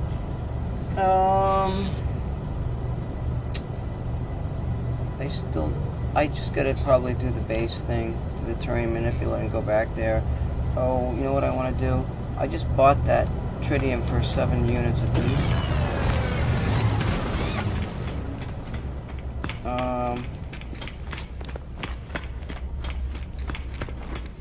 Alright, I know where the Galactic Trade Hub thing is now.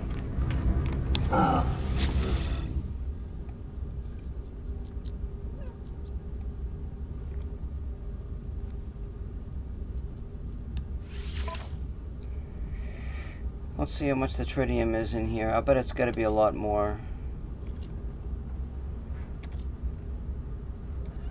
Where the hell is it?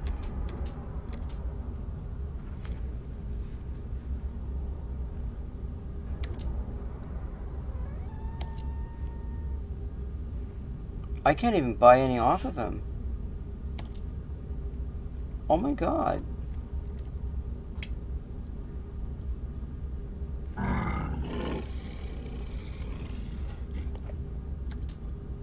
Wow, I can't even buy any tritium off of him. That was a pretty good deal then. I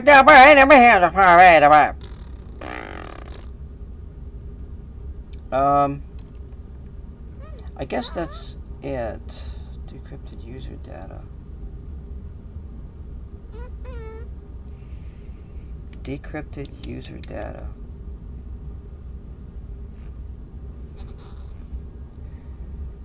I wonder if I can use that in the signal machine.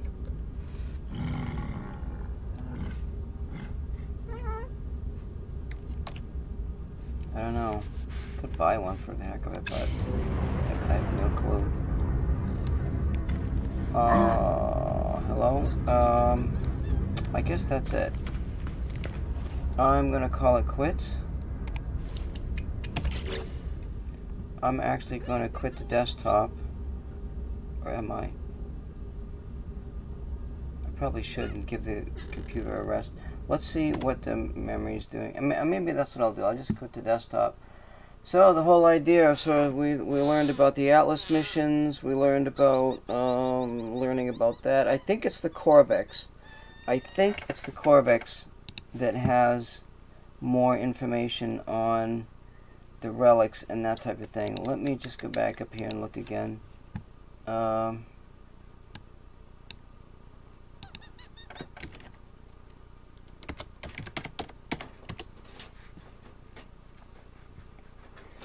Corvex are one of the sentient species along with Gek and Viking. They are highly intelligent, mechanical species that always want to know about their own existence and science. While native in the galaxy, Corvex maintain solar system Euclid for the purpose of research within the edge and outer edge. Until first spawn Gek nearly eradicated Corvex population.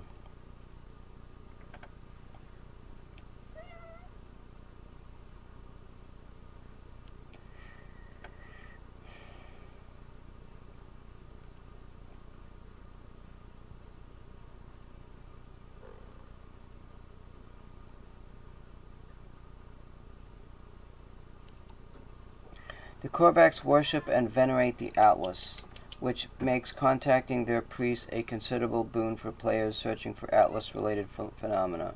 So it is the Corvax, and that happens to be the second in line, which is the science aspect of what I'm doing.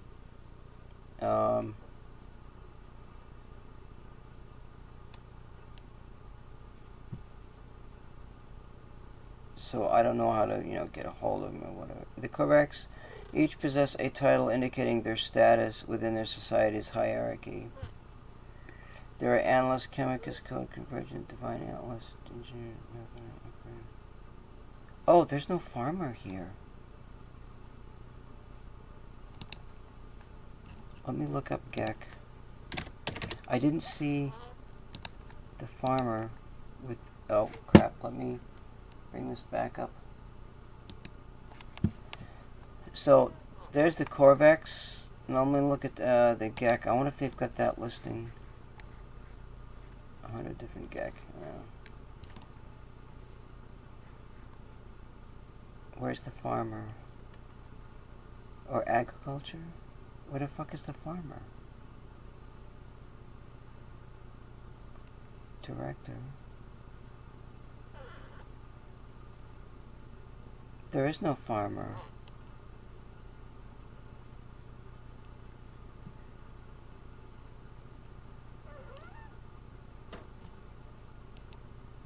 You tell me. There's no farmer here.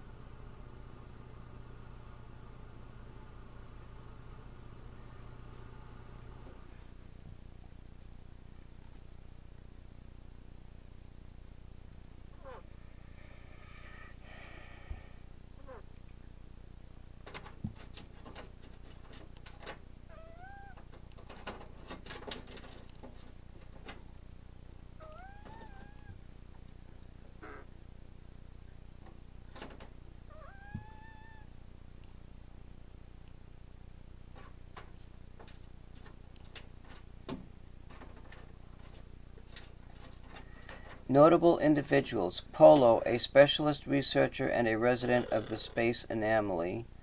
Overseer. And Farmer.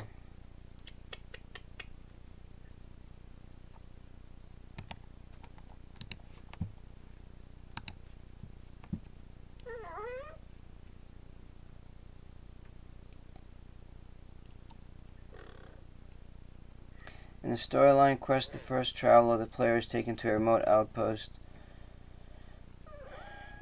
etc. It is still out now and Polo came aboard the space anomaly.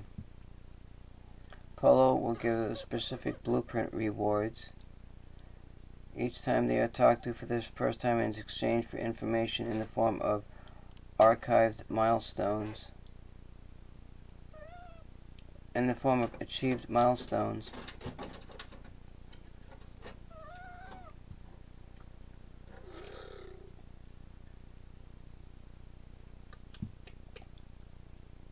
Oh wow. Ships destroyed. If I'm a level 8, I get the Atlas Pass version 2. I don't know how that works. Jetpack booster, Tau, plant zoology scanned 1.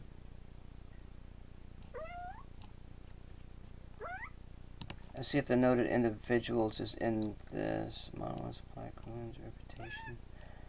Oh, there it is. Kovacs, scientist. Nada, research. I don't know what it. How do I get to a Kovacs system? I'd have to find one. I'll have to make some money, because that's at the end. The farmer is sort of at the beginning, so I have to deal with the Gek people first. And I'm in a Viking system. I don't even know where the hell.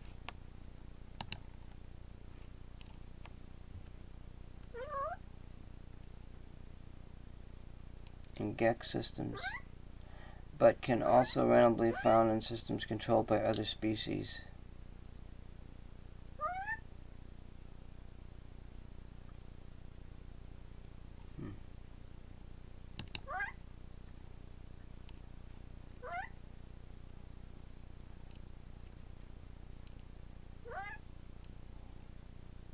I don't know. I don't know how to find it. It's got to be on the map. I don't know how to use the map. As a matter of fact, let me, I'm going to do that right now.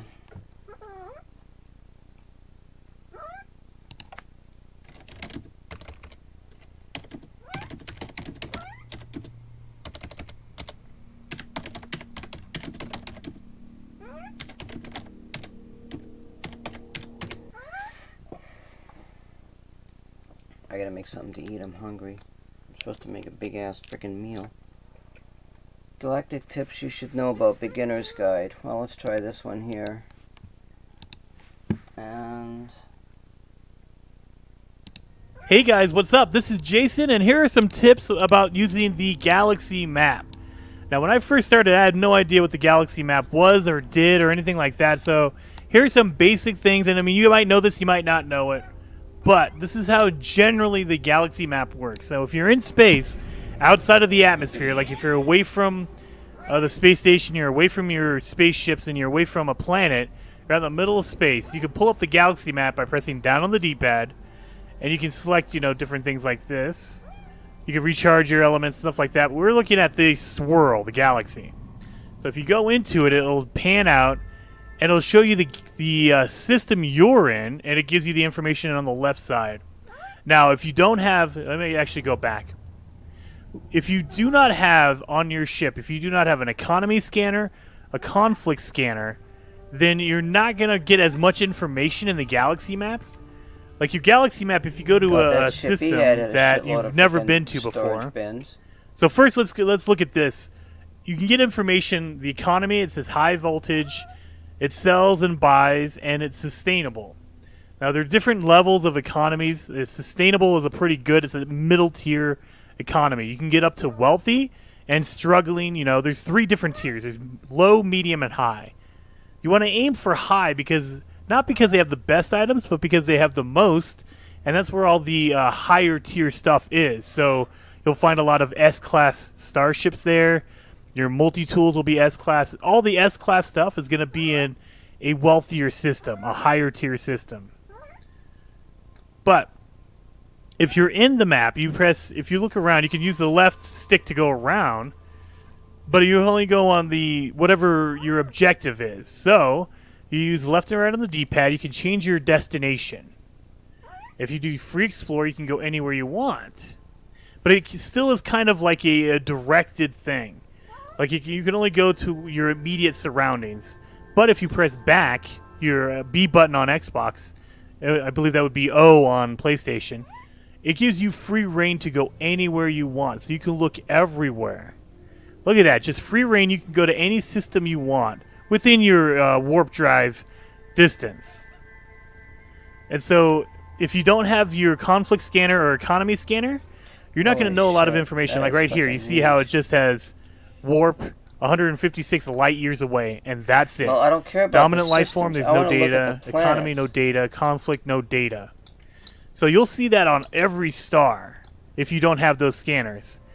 But for me, because I have those scanners, it tells me I've never been to this system before, and it'll tell me, you know, what the economy is, what the conflict level is. You know, it's a level 2, so I know that if I go there, I'm probably going to get attacked. It tells me the dominant life form is a Gek. Things like that. Okay. Where you run into trouble is when you see all these different colors. So this is the default setting. You see these different colors. That's the color of the star in the system.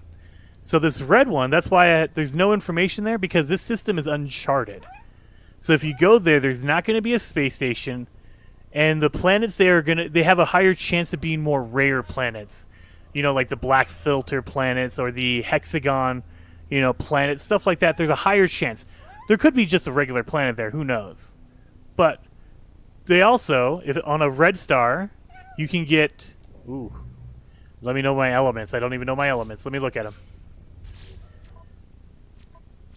Go back. You can get cadmium in red stars. You get emerald in green stars. And indium in blue stars. Oh. So if you're looking at the galaxy map... So the color has to do with we're gonna the ignore star that of the threat. system. If you're looking at the galaxy map in the default setting, it'll show you the different colors. So that's a green star, so that's a green... I'm going to find emerald there. But I also need an emerald drive to get there, I believe. So you need to be prepared for that. But that's kind of generally how you can navigate through the galaxy map. That's a really bright green star right there. Boom.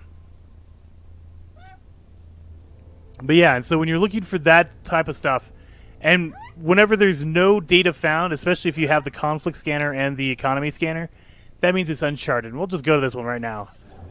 just to show you guys, there's one planet there, and it's uncharted. But that's the gist of it. For me, it was mind blowing to realize that I could just press back in the menu, and I can go to whichever one I wanted. I was so stuck on the line wherever your objective was. I didn't realize you can go to any star you want, and that's crazy to me. Uncharted system right there. It has one planet and one moon. So we're done with this. But yeah, if we go into the system again, yeah, just press B and you can go anywhere you want. And there's thousands, trillions, and billions of systems all over the place. So definitely, I mean, if you want to stay wherever you are, like if you want to stay on your galactic core destination, you can use the D-pad to switch between, current mission, Atlas Station, things like that, black hole, custom waypoint if you set one. And if you press up and down, it gives you different filters. Like life form, it'll change the color.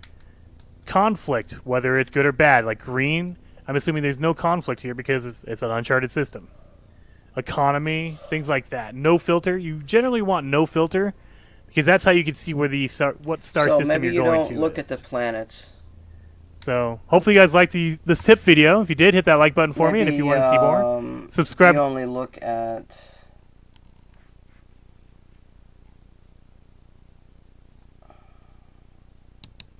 this star system that tells you the information. How's it going, everyone? My name's Abaddon, and today we're going to be talking about warping, and this is a guide to the galaxy map. First and foremost, when you enter the galaxy map, at the bottom left of the screen, there'll be multiple things that you could see for the system that you are in, or the system you are looking at, from dominant life form, to economy, to conflict level. In this video, we will talk about what each of these things mean, and how to better understand the galaxy map to make your exploration to the universe of No Man's Sky even better and more streamlined. As you explore the galaxy map, you'll come to understand that each system has different characteristics, from the color of the system, to the number of planets, to the dominant life form, to the economy, and to the conflict level. Each system has its own unique attributes, and the better you understand them, the easier and more profound and satisfying your journey will be. One of the tools at your disposal with a galaxy map is filters. At the top of the screen, you see you could use the D-pad. Press up or down to change the filter. Corvax will be blue, Gek will be yellow, and Viking will be red. You could also change it to economy, and you could sort it by conflict level. We will speak about those scanners shortly. For now, let's talk about choosing your destiny. When you free up the camera, you're able to select places you want to go. By pressing left and right on the D-pad, you're able to change the destination. They could be multiple things, from Atlas stations to black holes. I understand what they're talking about now. Waypoint. There is no rush. So, am I actually out of the game? Or can I get back in? I wonder if I used any launch material. Let's go back out there real quick. I want to see this fucking map. I'm a glutton for punishment here.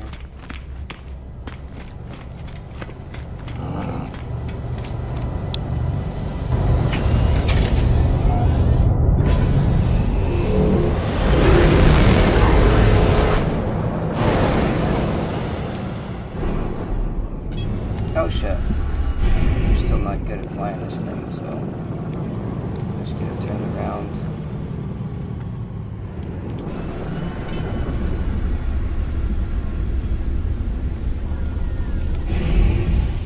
Yeah, that's pretty good. Okay.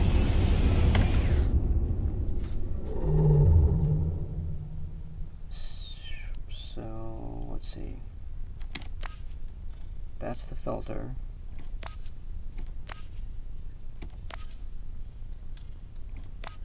Oh, there's free explore. Okay. Okay, that's what I was looking for.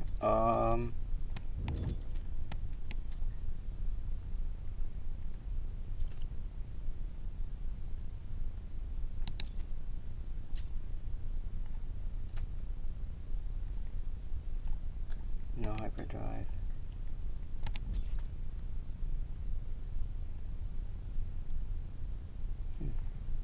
Oh, did it freeze? Wait, okay, here we go. Okay, so there, so it does tell you the dominant life form.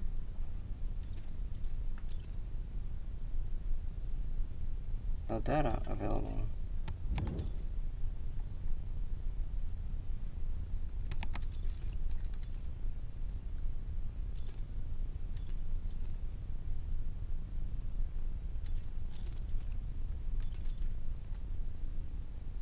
Corvax. I'm trying to see what I'm trying to do is find. They said the Gex, or is it green? Wait a minute, I'm right here. So.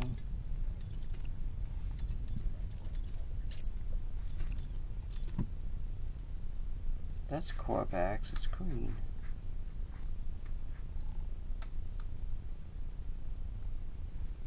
Hyperdrive.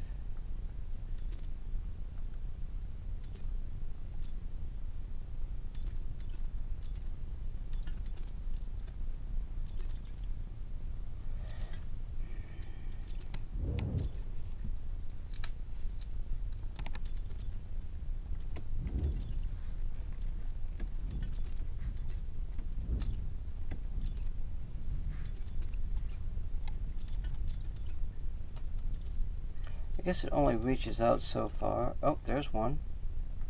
I have to have a hyperdrive to get to... That one's 16 light years. That one's 8.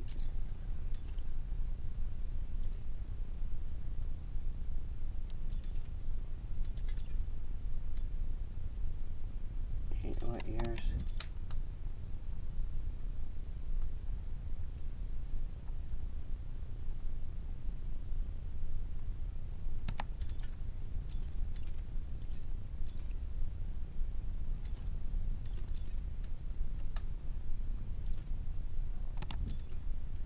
So if I click on this mouse and just move in on it real quick, I can see the first stars that I'm able to travel to. And there's the 3 planets and the moon.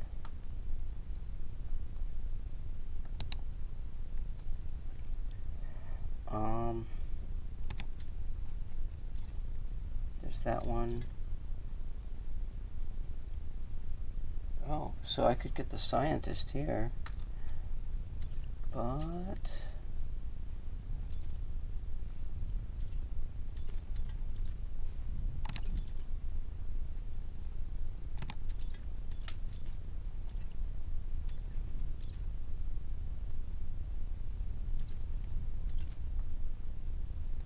$39 light years. Wait, didn't I find a closer one? It was 16.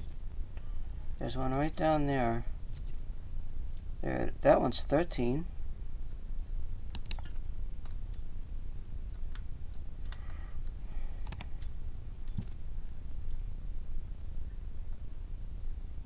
So they're pretty close, I guess. And then the other thing, well, alright, so I got that figured out, I think. Let's get this thing back in here.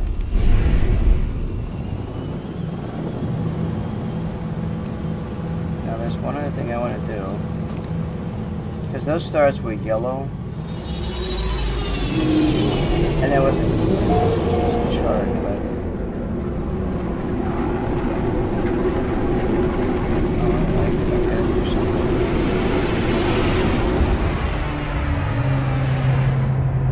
And so I can launch off of this station, and it does not use any of the launch stuff there, so that's pretty cool. It's kind of a neat looking ship.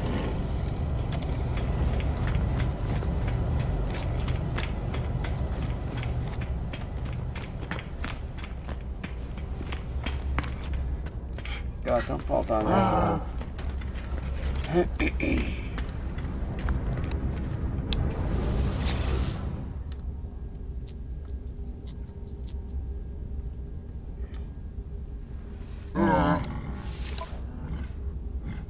Alright, so what I want to do...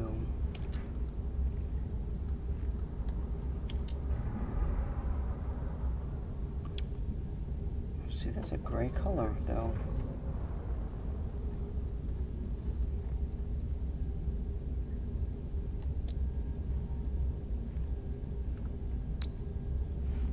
Product received.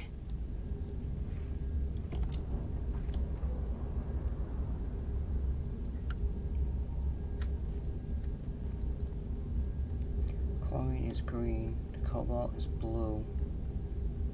So what that means is the supposedly the green star systems has a better chance of getting chlorine on it. Supposedly, that's how that all works. I'm not gonna go into the ship. I'll just go back and I want to look at this thing here. It doesn't have any color on it. Oops. Wait a minute.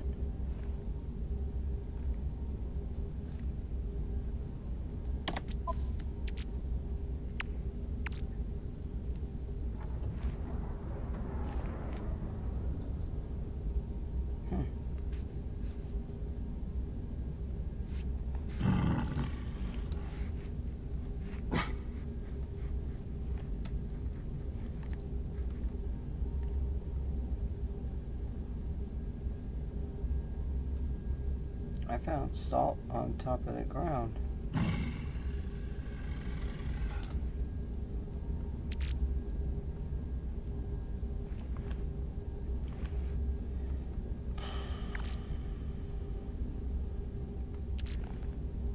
Oh well, I gotta figure it out.